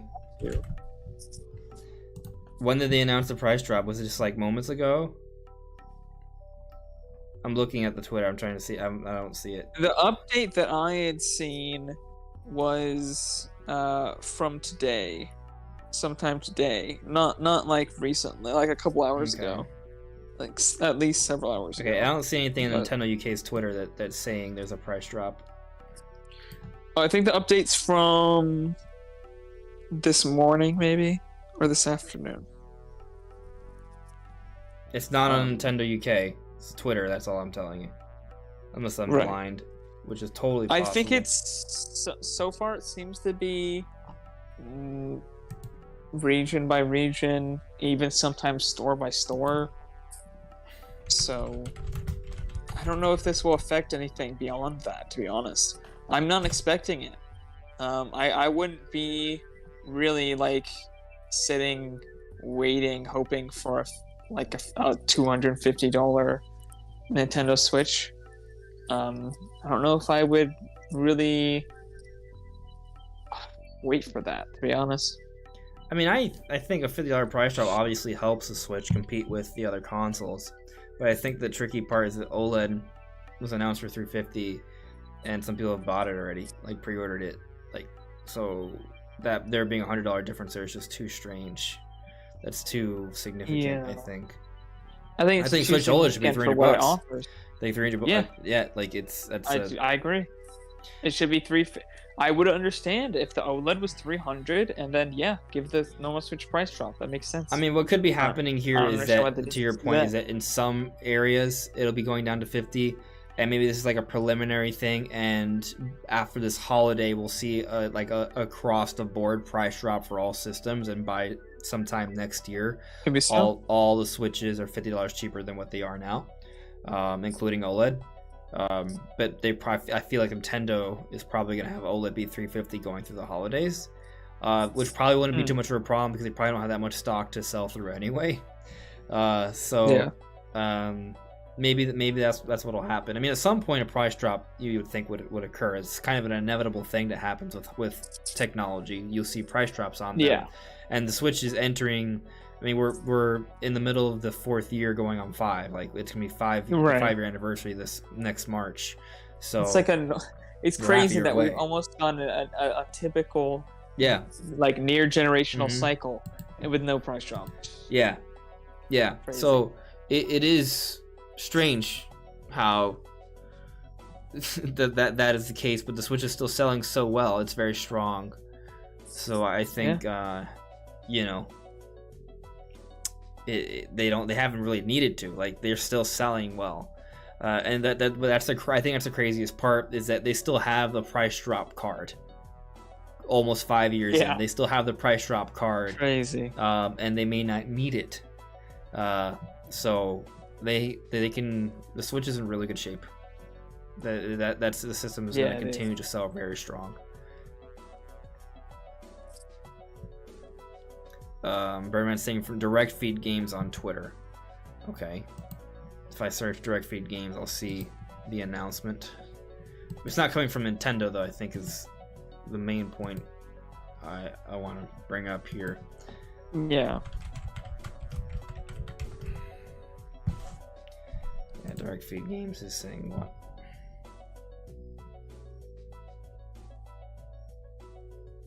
The Nintendo UK stores dropped the price of Nintendo Switch from $279 euros to 259. That's interesting. That's not as significant of a drop, I guess. It's also a different currency. Oh, let me look at Nintendo UK. Let me just like go to their website. Nintendo UK. Let's go. Nintendo UK. I'm gonna screen share this for you guys so you guys can see it. All right, here we go. All right, they want cookies. Accept all cookies. Sure. Whatever. I can't read United Kingdom. I know it's in English. It's a joke. I'm sorry. That's right. Let's go to Nintendo Switch Family. Let's see what they say. Such an old model. Not showing me price. I mean, the OLED is not the one that's getting price dropped. Yeah, it's just the base model. Go to Switch. What does it tell me?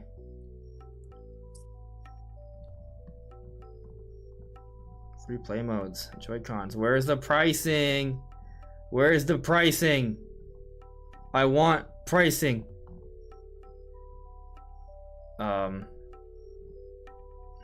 Where do I find pricing? No. In a magical land of unicorns. News. I'm not saying it's not real. I'm looking on the UK website and I'm not finding it. My Nintendo Store is my Nintendo Store, so no. Deals and offers. That's probably related to not that. Yeah, I can't see it on here, but I'm probably not looking in the right place. Wait! What's this? Hold the horses.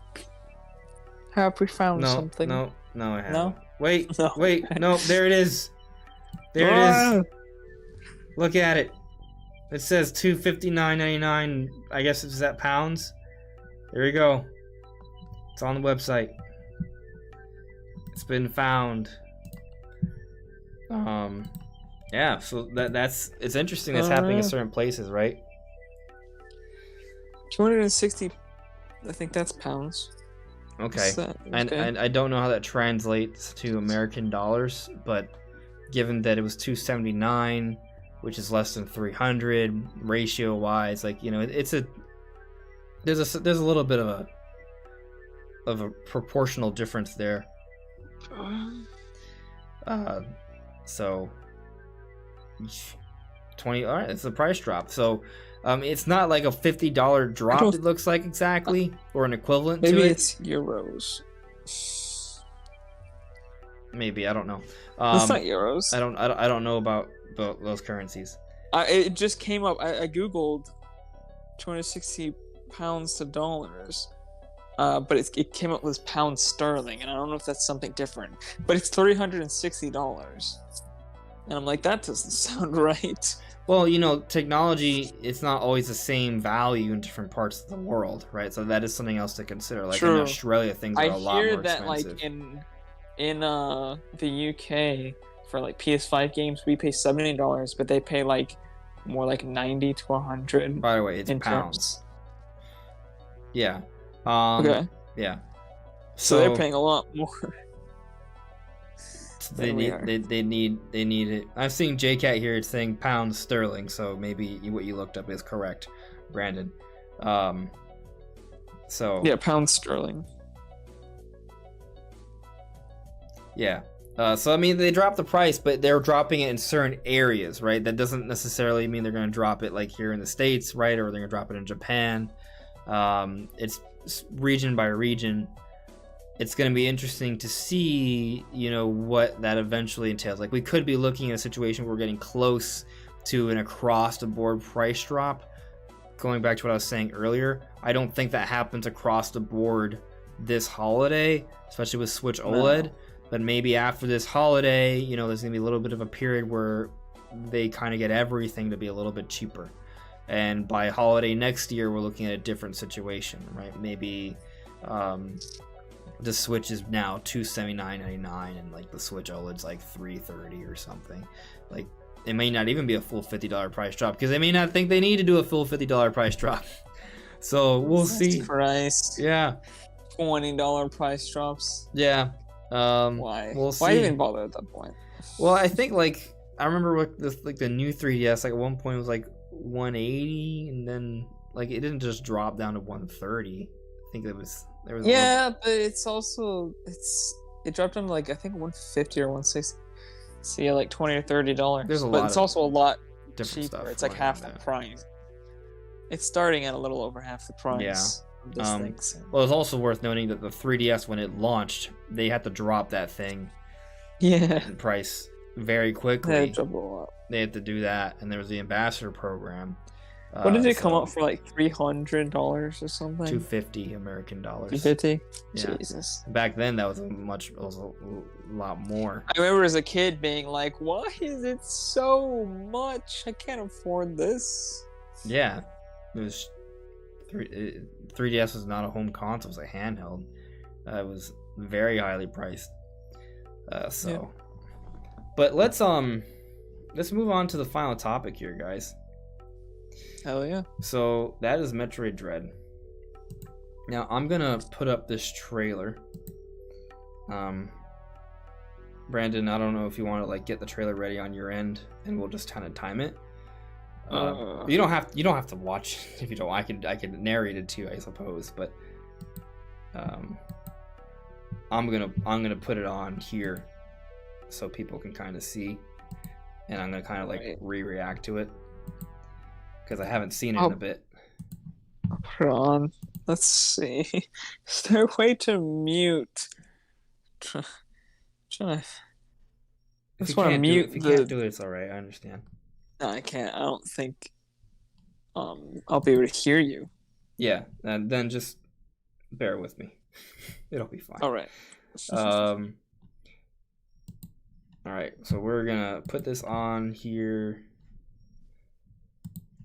Might be a little loud, so I'll lower it a little bit. All right, guys. So just a disclaimer. Actually, hold on. One more thing. Let me one more thing here. So I think there we go. Put the spoiler warning. So in case people are worried about Metroid Dread, I put a little spoiler warning there. So you have been warned. This is it. We're doing it now. Oh, it doesn't do it during the react. It's fine. It'll be on when we come back to discussion. Okay. So, all right, we're watching this trailer. Here we go. So, I mean, exploration. And what do you think of the voice? I thought it was interesting that they picked like this British female Yeah. voiceover, but I thought it worked kind of pretty well. edgy at the same time. Yeah. the most powerful bounty hunter in the galaxy. Samus Most I Aran. thought it was pretty cool. But there's a lot of this is just shots we've already seen before, but there's some new gameplay. Should explore the Yeah. inner Also, world I of figured beastly it planet. out. It's not as loud as I thought. I can hear you and the trailer, so I have it playing too. Oh, okay. There's a train. That's where I'm at. Yeah, I'm at the This exact same mission point. will Oh, take cool. Samus Nice. to the as yet unexplored planet ZDR, which holds many secrets. Beneath the planet's Is it just me, or do the surface textures lies of the game look a lot massive better labyrinth of than when they distinct first I do showed feel it? like it feels a little better. Chambers, Like the game looks Man. so That good. when she moves through the lava area and seeing the lighting, seeing the water area, like Yeah. Samus's disposal. The lighting in Like- this game. When she's crossing the bridge and you can see Yeah. that background. yeah, I have the same Beautiful. thought. The volumetric lighting. Brutal Stunning. melee counter. Yeah. Which deflects enemy attacks. I mean, the game just I think looks great visually. As Samus continues to explore, beautiful. she'll gain additional abilities. Just saying, a minute in, they haven't really Certain walls showed and anything ceilings crazy with in terms of spider spoilers. magnet. Morph into a ball to enter A lot of this narrow stuff is kind of stuff we already knew about. passages with the morph ball. Right. It just looks I mean, they great talk visually. about the morph The ball flash right now. shift. Like, So Lock this is on meant to for like multiple people who targets haven't at seen once. anything else. Yeah. Storm missile. there's a few new things, even if you're like maybe Dude, if you've those only played flowers in Super the Metroid, background so- and how they're moving Flowers organically Yeah. is just awesome. Eventually, I love whole just planet the will open tons up of and different be yours environments. to Yeah, there's a lot more explore. The variety. materials all look really good. The lighting The looks ability to amazing in gain every can single level. also be The used Yeah. for backgrounds. I combat loved how they against just enemies, went for these super making them depthy versatile in backgrounds, a even though it's a number of 2D game. Yeah. situations. From Like, the a lot of Dread scenes you report, could it just actually I think it sort of farm. clarified that there's still Chozo warriors and like not just the main Chozo warrior. Robots or soldiers, I guess. Chozo soldiers, and there's still Chozo robots. Like there's more than just one In a Chozo. bit, they'll show a scene with a nice Chozo, and then they'll show the evil Chozo, and they'll ask, are Chozo good or are they bad? Yeah. I kind of have a feeling that it's neither of those answers. Yeah, it's both. Well, not neither, but both. It's neither one or the other, it's both of them. Or it could be a situation where it's a third party, it's not about good or evil. It's just different situations. Emmy, your only option is to use Samus's I like how she says abilities to Emmy. avoid detection and escape. Different types of Emmy with varying capabilities. That's an ice one or something? That one looked like he just ran through it. Got some more bosses there. What's that blue thing? Ruins of a long great. lost civilization litter the planet.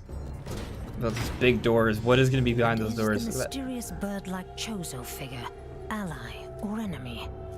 What Ally or secret enemy? truths So they show hide 3 different within Chozos there. planet ZDR? And the lighting, I love That the thing. distinctness of the light against the dark, and how dark the darkness actually looks in this game. So good. Yeah. There's some crazy stuff. I mean, that dark thing at the end.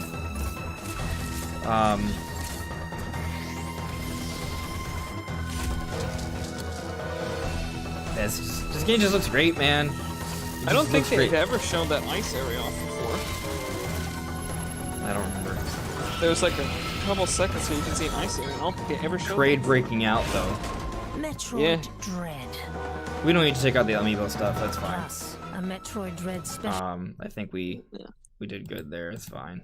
What do you feel about the amiibo's actual usage? Because Samus actually gives you another energy pack, and then the other one, I forget which the other one even was. Oh, the Emmy.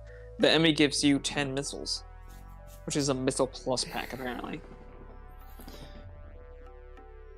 It's fine. Like, I don't care about power-ups. If I get the It's just kind amiibo, of weird.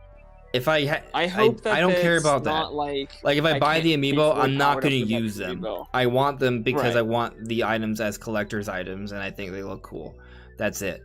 That's just how I feel about amiibo, right? I never really cared for the functionality.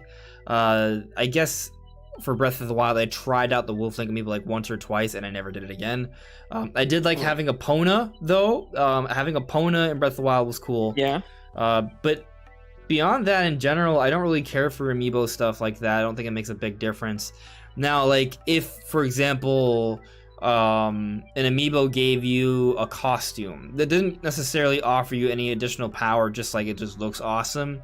Like, for example, let's say amiibo existed back when Metroid Prime came out. There was a way to get the fusion suit. If you had the GBA connectivity with the Game Boy Advance, like what if Metroid Prime came out in the future and instead they used a Metroid amiibo and it unlocked the fusion suit in the game? That would be cool. Ooh. But it would be a purely aesthetic thing. It just looks just a different color set and it looks awesome. Like, that's it. So something like that would be really neat.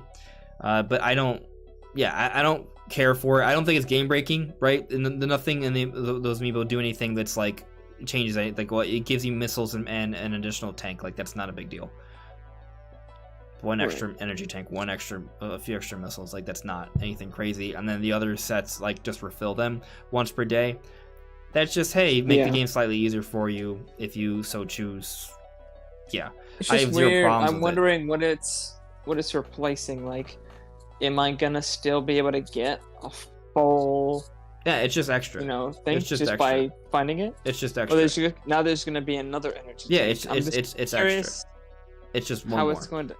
I'm curious how it's going to look on just how On they're the going HUD. to do it. I mean, Yeah, I'm pretty sure they did the itself. same thing for Samus Returns, actually. So, yeah. I'm just hoping that I don't get like 100% and then it feels like there's extra space for. Right. I something don't remember else exactly that how I they. needed to be before. Yeah, I don't remember exactly how they show it off, but I'm pretty sure they did the same thing for Samus Returns. So, As long as it doesn't feel like I can't finish like 100% the game because I don't have the amiibo, then I'll be fine. Yeah. So let's, like, what's going on in that trailer, man? Like, there's some stuff there that's Oh yeah. kind of crazy. Like, specifically, what I want to look at, there's like that one boss creature that is like crawling on a building that's really creepy. You know what I'm talking about? Yeah, the timestamp. I'm looking for it. Find it and let me know. There's I actually have no idea. There's a part where they sort of fast forward, like they show off different bosses. I'm looking for it. Where is it? Because it's towards the end. I mean, they show the Kraid fight at the end. I think I might have already passed it. The ice stuff.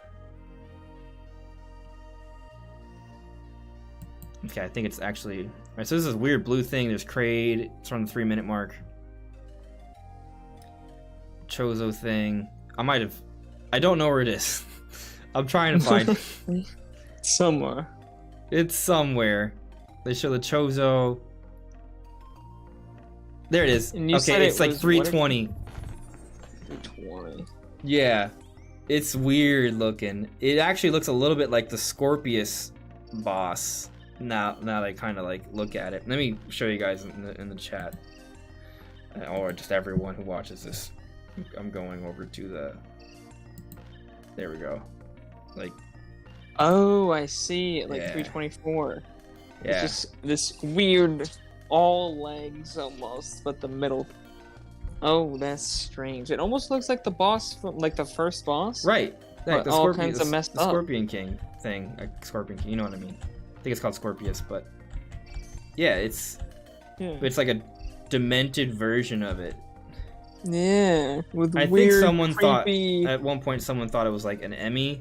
I don't think it's an Emmy. I think it's... I don't think it it's an doesn't Emmy. look It like doesn't an look Emmy at all. electronic at all. Like, you know, Yeah. if you're just... There's something else. It's just creepy. I don't think that's the final boss, just for the record. I think someone saw... No. People were arguing if it was a final boss. I don't think it's a final boss. I think it's just If an Emmy. that's the final boss, I would be highly I disappointed. mean, I think it's a boss. It's a boss, yes. Yeah, it's probably a variant of the Scorpius boss. It's Oh, boy. it's just like a demonic looking version of it. Look at that close up of Samus's hand. There's something going on with Samus's hands in this game. Oh, look at this. She has like the thick, like, shoulder pads. If you go to 324, and they're like weird looking. They got like, I don't want to say spikes, but like some big ridges. Oh, the purple pads. Yeah. Yeah, it's It's not for pretty cool sale. looking. That part's, we've seen that before. Yeah, so I mean, I don't really feel like they've shown too much of the game. I know some people are I don't think arguing that they have, and I don't like being spoiled necessarily. Like I'm the guy who's like, oh, please just keep as many secrets as possible. But I also Yeah. like it when they give us information. Like it's a weird.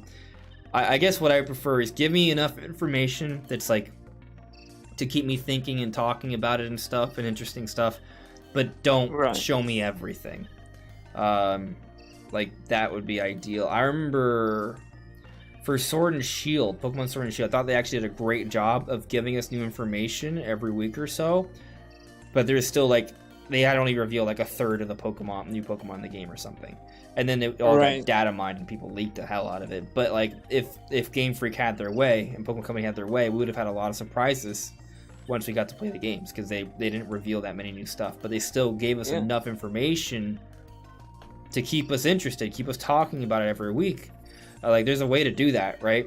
Right. Especially with Pokemon, because there's just so much Pokemon and stuff like I that. have a feeling that this won't be. I have a feeling that there's a lot that they haven't showed us.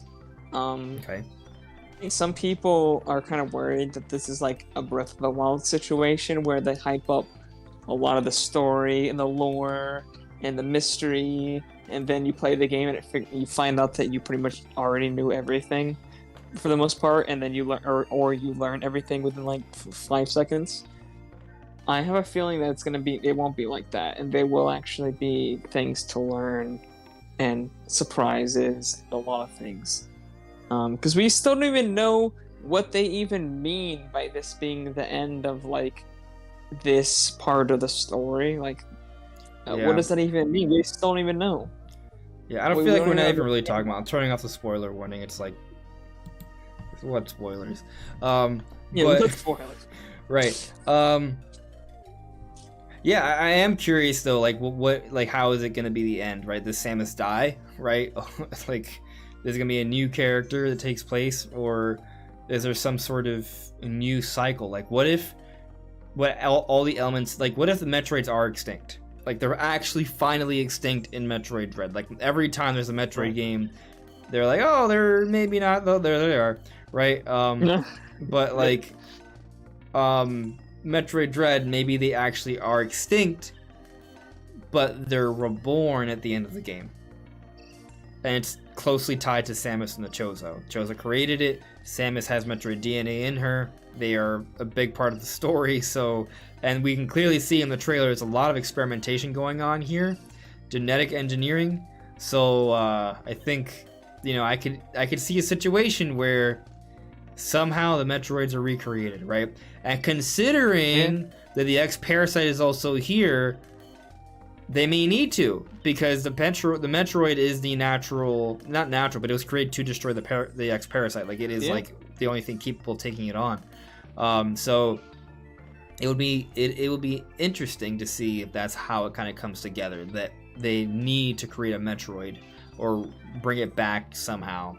And they need that to combat the X-Parasite at the end. That would be interesting. And then what would happen Maybe is the it becomes it's a X-Parasite new beginning for the Metroids, and it's a new cycle. Right. It may be that the X-Parasite's what's messed up all the enemies, and not actually the Chozo, like a lot of people, I think, are thinking. Maybe it's the X-Parasite instead. Right, it's maybe I'm trying to remember if the X-Parasite is still in Samus to an extent. I think it is. I thought it was. Yeah, I think it is. So maybe because of that, the Chozo see that, and that's why they attack her. Like, maybe it isn't so much that they're attacking Samus; they just see that thing's possessed by X-Parasite. Let's destroy it, right?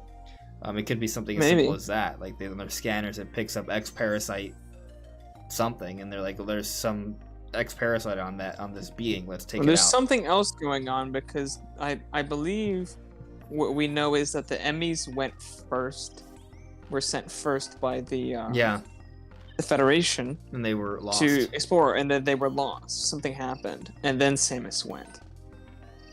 So it could be that it was the X-Parasite that messed them up. The Chozo are there trying to figure out what's going on with the X-Parasite, and then they see you also, the X-Parasite, and attack you as well. Maybe that's what's going on? I don't know. Yeah, maybe they're just trying to fight the X-Parasites. And maybe they have a big problem with the Galactic Federation, with what they've done with the Metroids and stuff, and they see that Samus is working with the Galactic Federation, so Samus has X-Parasite in her, she works with the Galactic Federation, maybe that's why the Chozo are fighting her, right? That maybe that has something to do with it. Or maybe there's just Chozo that are just dicks, and there are Chozos that are not. Like, it could be that, because they do clearly show, like, different types of Chozo in the footage. I swear the Warrior Chozo is like this weird. It feels like they're teasing, like there's a history between the two characters. I feel like almost like a Venom type creature. It's very odd.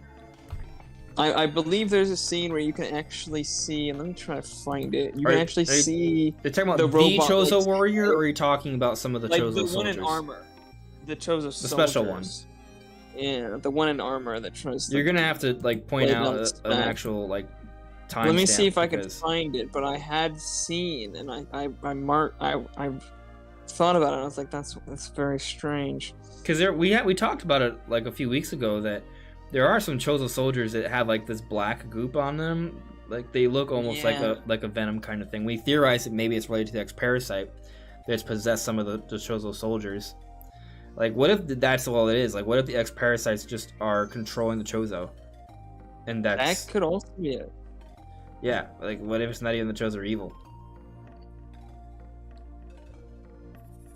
Which would be strange, because it seems like there's a history of there being something going on between the Chozo in the past. Like, I don't know what the timeline is between the X-Parasites and the Chozo race, but like, if you go back based off the concept art from Fusion, like, I felt like there was this implication that this happened years ago, where there was like this militaristic Chozo, right? And then maybe Samus is just running into them now. That's the initial thought to me, at least. But yeah, that doesn't necessarily have to be the case. It's hard to say. Yeah. And It's who's to say that these X-Parasite haven't been here for a long time as well? So, you know, doesn't mean just even if the divide of the Chozo happened a while ago, that doesn't mean that both things can't be true, right? Maybe the X-Parasites have also just been around on ZDR for a long time too. If you go, by the way, to 340, around there, you can see this Chosen Warrior's head like splitting open, and there's this venomy like let me show that material. In the stream. It's very strange.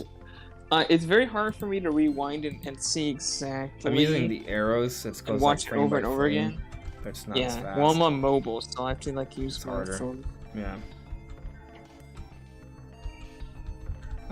You can see she hits him and his head splits open. Yeah, 340. Okay, but this is not the Chozo Warrior.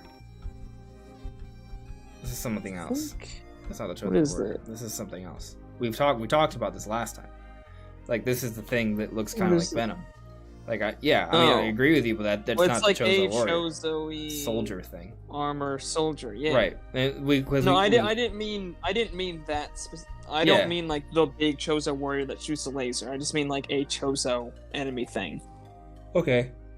Yeah, I mean, we've talked about this before. Like, it's not robot. There's something organic in there. Yeah. It makes you wonder what it is. Now, it's just weird seeing Samus punch him in the face and his whole face splits in half. Yeah, I hear like flops. That's creepy. It is very creepy. But it does get me thinking, what if that is also tied to that Scorpius demon version thing that we were talking about earlier? It was also kind of like black, inky, right. And what's the time step on that again? Weird. I forgot. We had found it earlier and I just forgot. I can find it again, I think. I just don't remember. I found it. It's like 320 or something. Oh yeah, 320. I think it was 320. I'm going frame by frame here, so it's like being slow, and then YouTube's also loading. So. I think it's 323. Yeah, 323.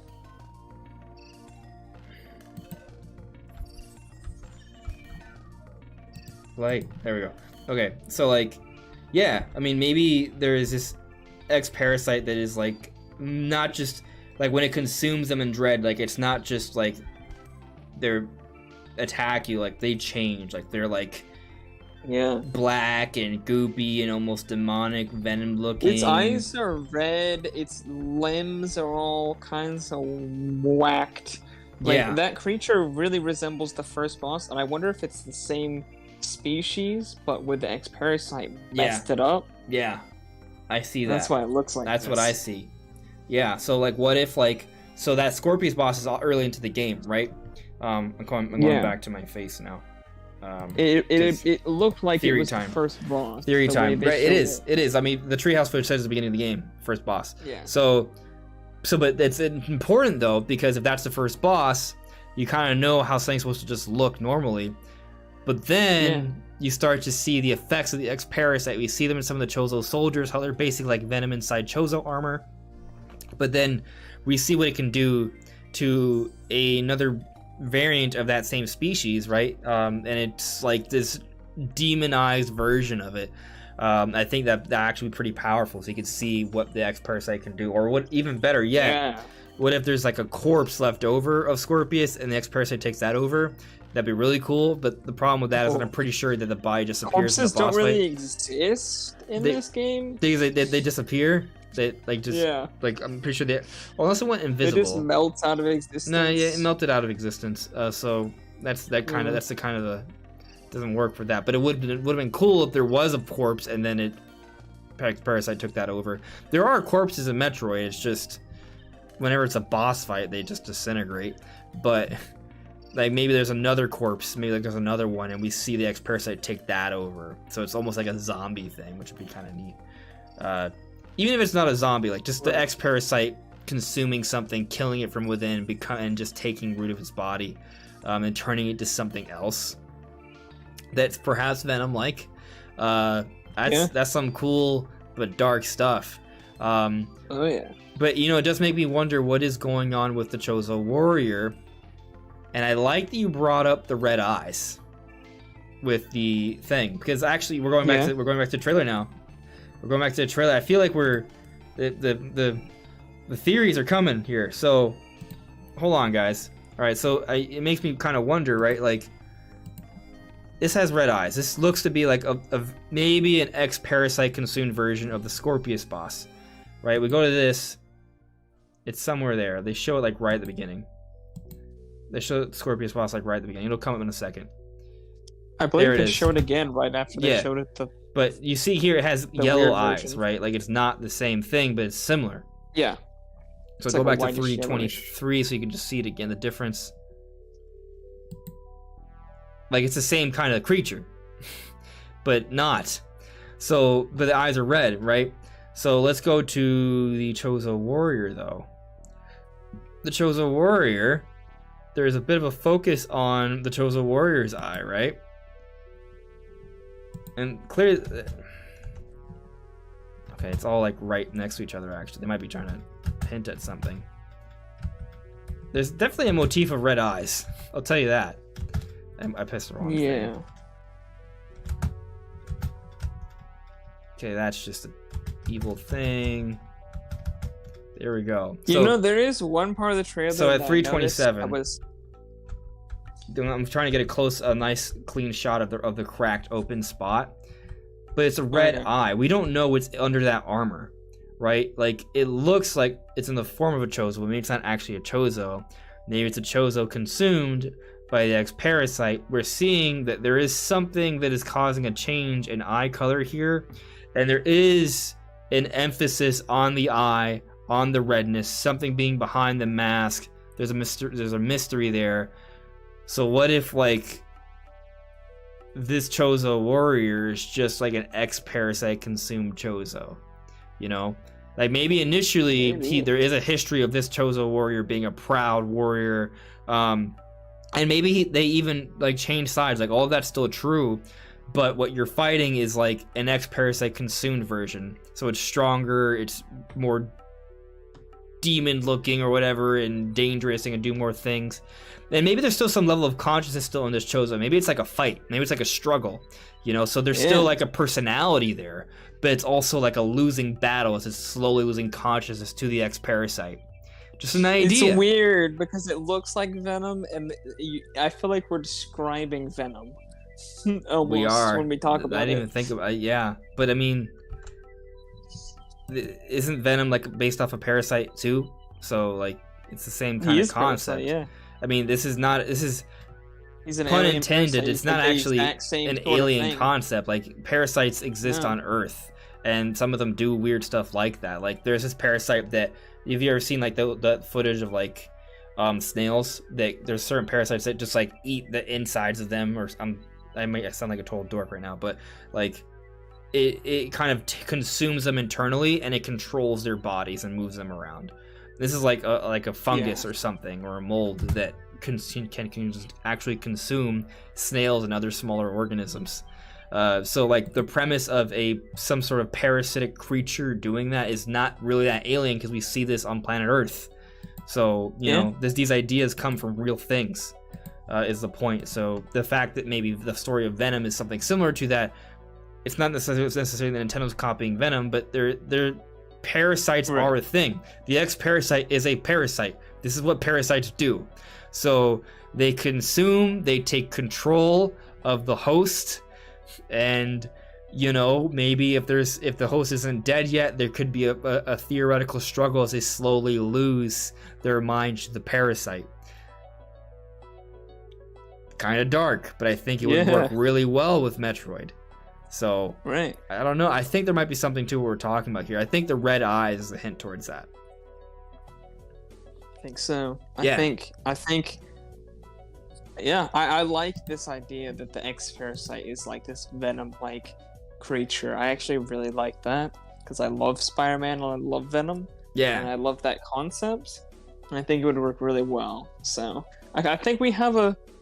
I think we might be onto something. I agree. I think we've been pretty good with the actual Metroid Dread like theories. Like every time there's a report, it's like, oh yeah, we were on the right track. So I feel pretty good about this. Let's see what you guys are saying in the chat here. We're pretty much nearing the end of the discussion, guys. So that's just another point you want to bring up, Brandon. But yeah, any final comments or questions, put it in the chat now. I am also looking forward to Super Monkey Ball Banana Blitz, Chris. What will be the Christmas title this year is what I want to find out at the Direct. And this is coming from DNZN FJSN and I can't NSMS. I'm sorry, I couldn't say it right. But there will not be a new game announcement for Christmas. I don't think. I think what's been already announced is what's being announced. I mean, what's coming. So we're getting Super Monkey Ball Banana Blitz. That's coming in not so distant future. There may be a few third-party stuff that could be announced, right? So maybe there's still a few more surprise announcements. But in terms of first-party stuff, Metroid Dread's coming out October 8th. Super Mario Party, the next one is coming out October 29th. And then there is Brilliant Diamond Shining Pearl for Pokemon, which I believe is coming out November 19th. And I skipped the week because Shin Megami Tensei 5 comes out November 12th. And then Advanced Wars Reboot Camp comes out December 3rd, if I'm not mistaken. Somewhere in December, at least. December 3rd. And there is also a Brain Age game coming out in December as well, if I'm not mistaken. So those are like the first-party Nintendo games that are coming out this year. I would not expect any more to be announced. They may show off more stuff to come out later. They could announce DLC potentially. There could be some things that come out on the Nintendo Switch eShop, but in terms of like big games that are like $60 price tags that come out physically in the stores, what's been announced is what it's gonna be. Yeah. I would not expect more. There could still be some cool stuff that announced that we'll get to see and play with, but keep in mind, guys, we're already in September. Yeah. This is the 9th month of the year. There's only 3 months left. Yeah. There's not a lot of time. I mean, what are they going to announce? Technically, I guess they could announce something and it comes out within 3 months from announcement. But, like, you really think there's going to be anything big that's going to be like that? That's very unlikely. So maybe something smaller, but there's nothing going to be anything big, anything major, that's going to be coming out. Like, I guess the most you could hope for is that there's some kind of Wii U port, maybe. But even that, I think feel like that's might be early next year. It's too soon. Yeah, I mean, maybe maybe for February, right? Maybe early January. But just don't expect any new physical release announcements of like a new game this year. At this point, it's too late. Smaller stuff, eShop stuff, DLC stuff, that can still happen. Some third-party stuff, that can still happen. Like there's the Grand Theft Auto trilogy rumor, but that's also rumored to be coming out on the eShop, not physically. So that's kind of the thing, is that by this point we're already in September. To get things like that lined up physically to be sent out to stores and for us to not know about it yet, that's tricky. So not saying it's not impossible, but it's unlikely. Wouldn't expect that, but yeah, if we get a Direct this month, I would maybe expect to get some announcements for games to come out January through March. That I think is pretty likely. ASAP Brill added me, did you pick up WarioWare? No, I have not picked up WarioWare. We talked about the very beginning of the podcast.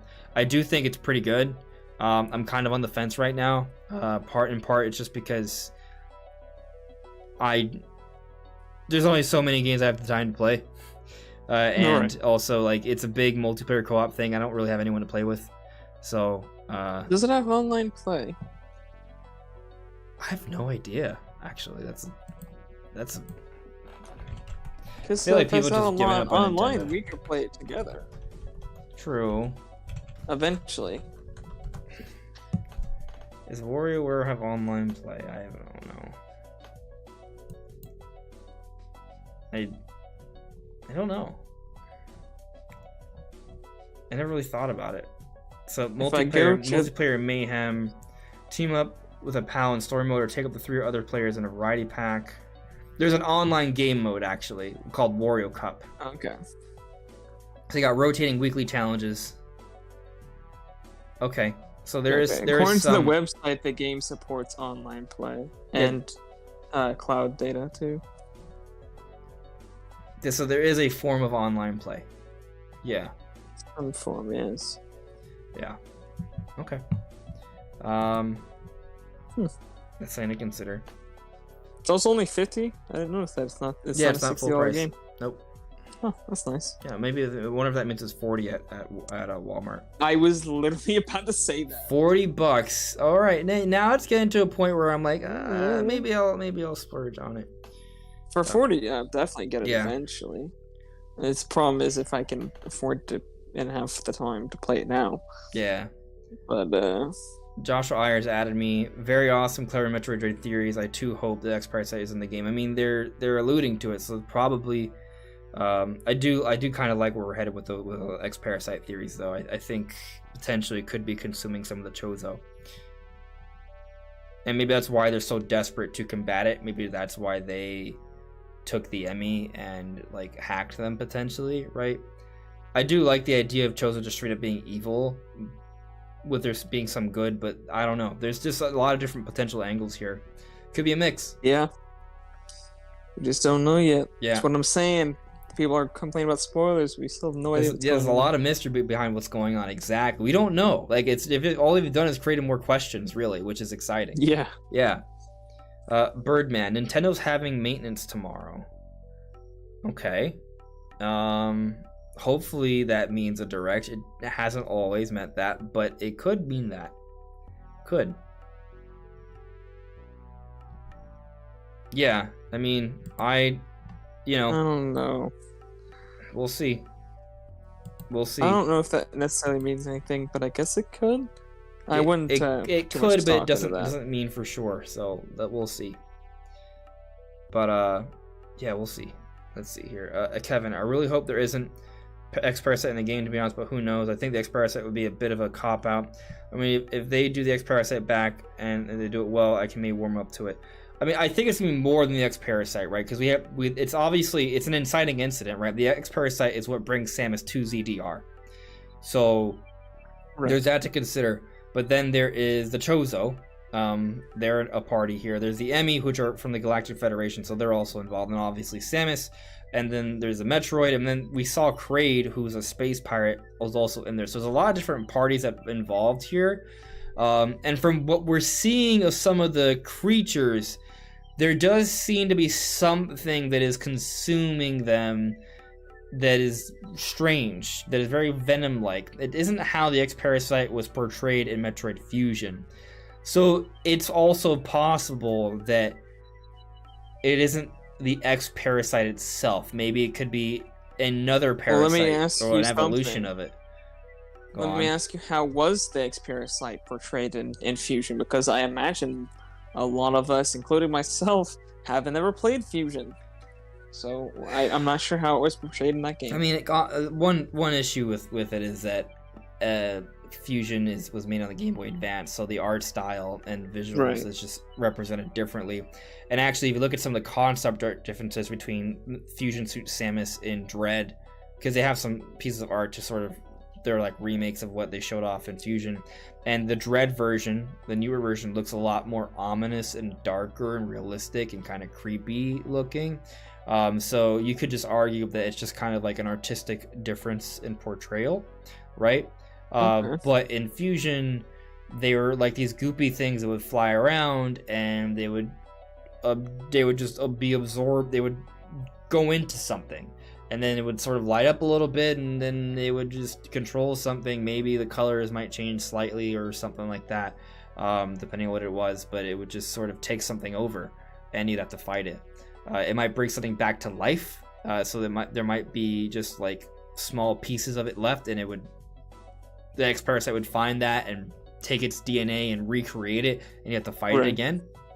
Oh, so conceivably, just thinking about that, that black version of the Scorpius boss, even though it evaporates, there could still be some residue that an X-Parasite could find and recreate and still be that. So it may not even be like another one of that species. It could still be that one. Maybe so. Yeah. So that could be what it is. That actually makes a lot of sense. That's actually more reason to believe that it is the X-Parasite. I feel like thanks to this discussion, we've actually gotten a good amount of like information that would probably be good for like an X-Parasite Dread theory video. Yeah. I think we hit on a lot of things that are gonna ring true, or at least be close to the truth in the end. What is the truth? Find out by playing Metroid Dread. What is truth? The existential question. Yeah. Joshua Ayers, whoever is the main villain in Dread, I bet Mother Brain squeezes in as some form, a clone or something. A Mother Brain boss has been in every game thus far. Every game? Has it? I don't remember Mother Brain being in Fusion. I don't remember Mother Brain being in Metroid Prime 1 or 2. There is the Aurora unit that's kind of something like that, I guess, in 3. Is Metroid Brain in Super Metroid? I never beat that game. Mother Brain is... I don't remember. Yes. I've seen the whole walkthrough, but I don't remember. Mother Brain is in 3 and 1. It's not in 2. So it's not in 2, it's not in 4. It's not in Prime 1 or 2. There's the Aurora unit, which is not really Mother Brain, but it's like a brain-like thing. I kind of feel like Mother Brain might not return. No, Mother Brain was a thing in 1 and 3. Metroid, there's the original Metroid, Zero Mission, which is a remake of Metroid 1, and then there's also Super Metroid, which is Metroid 3. That's where Mother Brain is in there. So I don't know if there's another just 2 games. Yeah. So Mother Brain's actually in less games than, or there's more times where Mother Brain's not in than what they are. Yeah, and as for Kraid's in 1 and in 3, and that's it. Although they almost put Kraid in Metroid Prime 1. Almost. Yeah. But now Kraid's in Dread, so, doesn't mean... Maybe Mother Brain could Mother Brain could be in it, maybe, right? If Kraid's coming back, there's a possibility. Yeah. Taker610 offered a super chat. Thank you very much, Taker. Taker says, Andres, you should stream Dread. It would be fun. I just don't think I'm in a position where I can stream games on the channel. I just don't think it would work for what I would do. I'm not saying I won't, but I'm saying I probably won't because I normally don't. But we'll see. We'll see. If there's enough demand, maybe I'll try. I have thought about it. In general, I just don't know if I should stream games on my channel because I do focus more on like news rather than gameplay. Yeah. And the audience has got to let you know if they want it, because a lot of times new games, people will be like, "Oh, I don't want to watch the stream." Which is why I had a Twitch. I still have the Twitch. I just haven't really had the time to really use it. So that would be hypothetically where I would stream the games, but then not everyone wants to be on Twitch, so it's tough. I don't know. I might try it, but I have no guarantees there. We'll see. But I'm definitely gonna be covering Dread. I mean, I have been, and I will plan on doing a lot of coverage for it. Hopefully I could do like a lot of like, if not gameplay videos, like how-to videos that sort of showcase gameplay. Like maybe every time I beat a boss, I'd be like, all right, this is how I beat the boss, stuff like that. So we'll see. ASAP Bro, what if the parasite is altered by atmosphere of planet ZDR, giving the parasite a black color? Maybe, yeah, maybe it adapts, or maybe they are experimenting on it, and then it goes awry, and it's even worse than before. No, yeah, that might be it. Yeah. We're not sure yet. Birdman is suggesting, I guess in the direct they'll finally show Ridley. They could, or they could just save that as a surprise. I kind of feel like they won't show that much more. And do you think Ridley won't be in Dread? It's kind of hard to, like, Ridley's like the character. Ridley's in almost every game.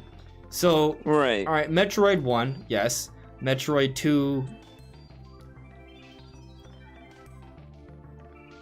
No, but in the remake, yes. I didn't want to say that. I didn't want to spoil it, but yeah, in the remake, yes. I haven't even played the game, and I knew that. Yeah. Okay. Well, fine. So sort of in the remake, Ridley's there. In Super Metroid, Ridley's there. In Fusion, yeah, kinda in there too. It's like a variation, but yes. And Prime 1, yeah. Prime 2, no. Yeah. He's not in Prime 2, but Prime 3, yes. You know, we completely ignored Other M, by the way, Metroid Other M. Metroid Other M has something like a Ridley, actually. And Mother Brain's in the story from Other M because it's based off what happens in Super Metroid. I don't remember there being a Mother Brain in Other M. I don't remember all the boss fights, though. I have no. There's that big Other M cutscene that sandwiches obliterates Mother Brain, so I don't know. I don't remember. Yeah, but Ridley's in pretty much is in most of the Metroid games. Prime 2 Echo is like the only one that there isn't a Ridley in. I'm hoping that Ridley won't be in it, just because I don't think he needs to be. Yeah, but if we go over the numbers, like everything. Metroid 1 through 5, like there's a really good chance. Pretty good chance. I guess I don't really mind though. I mean, it's whatever. It's not really necessarily a bad thing if there's one like a reoccurring bad guy in a series. I mean, we have Ganon and Ganondorf and Zelda. Also, because of the X Parasite, it can recreate Ridley very easily. Also, based off what we're seeing with this we're assuming X Parasite is causing to some of these creatures, then there could be changes to Ridley that would be pretty cool to see. You know what I mean? Yeah, new. Yeah, it'd be pretty sick. Or Mecha Ridley. That has been done before too. I think that's in Fusion, not Fusion, a Zero Mission. But I think we've kind of reached the end of this discussion. Is there anything else you want to cover before we call it a night, Brandon? No, I think we got everything. It was pretty good, pretty thorough. Yeah. We don't expect Star Fox Zero to get ported, but we do want a new Star Fox game. I hope it doesn't, because I don't want to waste their time on that game. I prefer they focus on something else. But if they were to do it, add online play, spruce up the visuals, add a few more levels, maybe add a better. Honestly, if they just released a Star Fox online multiplayer kind of small little game, I would be more interested in that than Star Fox Zero. Remember Star Fox Assault? Star Fox Assault, if they had online play, it would have been awesome. Because they had a really fun multiplayer mode. You just never had people to play with. It's local. I used to play that when I was younger with Pedro, who you guys might know. He's been on the podcast and on my channel. Yeah, he has. Yeah, Star Fox Assault was a fun game to play if you had people to play with. I mean, the single player was awesome, but I'm talking about the multiplayer. So it would be nice if they kind of maybe fashioned it off of a Star. There's a few Star Wars games that kind of do that. There's the EA ones. They're on very Battlefront. Battlefront, the Battlefront ones. If they fashion a Star Fox game kind of off that sort of structure, that'd be neat. But then if they could still shoehorn in the nice arcade sort of replayable Star Fox story where it's branching paths, it only takes you a handful of hours to do. You could do it in a 3 to 5 hour sitting, but every time you play, you can go a slightly different route, see different story sequences, or unlock different things and have different paths and levels. It'd be really cool. Yeah, because Star Wars Battlefront 2 actually has a story mode. The story is not very good, but I could see a Star Fox in that same kind of way, and I would love it if Nintendo used Star Fox to make this, because Star Wars Battlefront is really cool because you're in these huge war scenes that are super iconic from the movies, but just in general just look awesome, and you feel like you're just in a real battle, and there's just really cool set piece moments. I think that'd be really cool for Star Fox as well. And if they had a story mode as well, that'd be cool. That could be cool for the series if they did that. And that's another multiplayer shooter for Nintendo that's completely different from Splatoon. Yeah, I would like to see something like that. People might crucify me for this, but if EA helped out with the Star Fox game because it would be based off Battlefront, I wouldn't actually necessarily be opposed to that. Now, granted, EA's done some sketchy things. Nintendo and EA don't seem to have the best relationship. But, I mean, you know, the Battlefront games have a nice gameplay structure, excluding, like, the online purchase stuff. But, like, just, like, the multiplayer elements of it. It's the monetization that ruins it. Everything else about the game is amazing. Yeah, it's, like, it's a good game there. Yeah, so, you know, I'm just saying, like, they'd be a good fit. I'm not saying they're likely to do that, but they would be a good fit. The devs are great. It's the upper management at EA is the problem. And if you have those same devs, but with Nintendo managing things, I think that could actually be really good. Right. The problem is that it's just, as cool as that would be, because it'd be EA, and there's no way Nintendo and EA are going to work together like that. No. Yeah. No. Yeah, but EA won't even put sports games on the Switch anymore, so... It's dumb. But moving past that, I mean, Bayonetta 3 seems like it's far along, right? I think, you know, in less than a year, we're likely to see that game in gameplay form, which will be great. It does seem like we are seeing already that there are price drops in different parts of the world for the Nintendo Switch. It's not across the board. It's not necessarily that significant. It depends on the area. But maybe it's a sign that we are getting close to a universal price drop. Not by this year, but maybe sometime next year, right? I can maybe see that. But we'll see, because Nintendo's really good at not dropping the price for things ever. And then, yeah, I mean, Metroid Dread just seems pretty awesome. Like, we got this whole X-Parasite thing. It seems like be like this black gloop, maybe consuming everything, giving them red eyes. I think we came up with some pretty good theories, Brandon. See, you muted yourself. I agree. Oh, okay. I think we came up with something that... I think we might see, you know, every once in a while we well, not even every once in a while, sometimes we're really good. It depends on the game. But yeah. we might look at the game and we'll see the end result, we'll see the end story, and we're like, we were on something. Maybe not exactly, but you know, we were onto an idea. The Metroid's gonna be reborn. It's like, I don't know. I feel like we might be like spot on. We'll see. We could be totally wrong, but we've been so far with the Dread reports. We've been pretty close. Be totally wrong. Yeah, I would like to be surprised, but we'll see what happens. But anyways, everyone. There's a lot of things.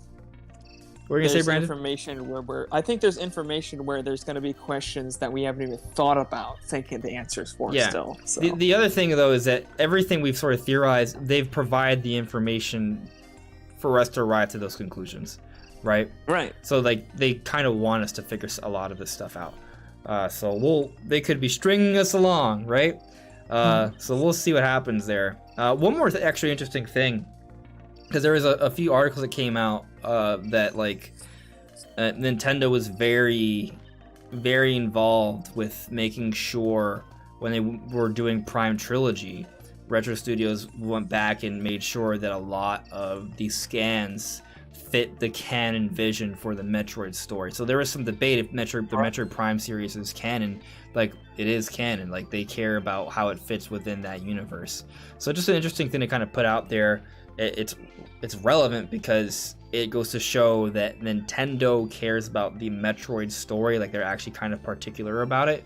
So there's attention to detail there. And going into Dread, that could yield some pretty good results. But I think we've reached the natural conclusion for this podcast. Guys, thank you so much for listening and watching. Make sure to check out Brandon's channel. It's linked in the description below. Leave us a like. That'd be appreciated. Share the stream. But stay tuned. We'll see you later. Take care. Bye, guys.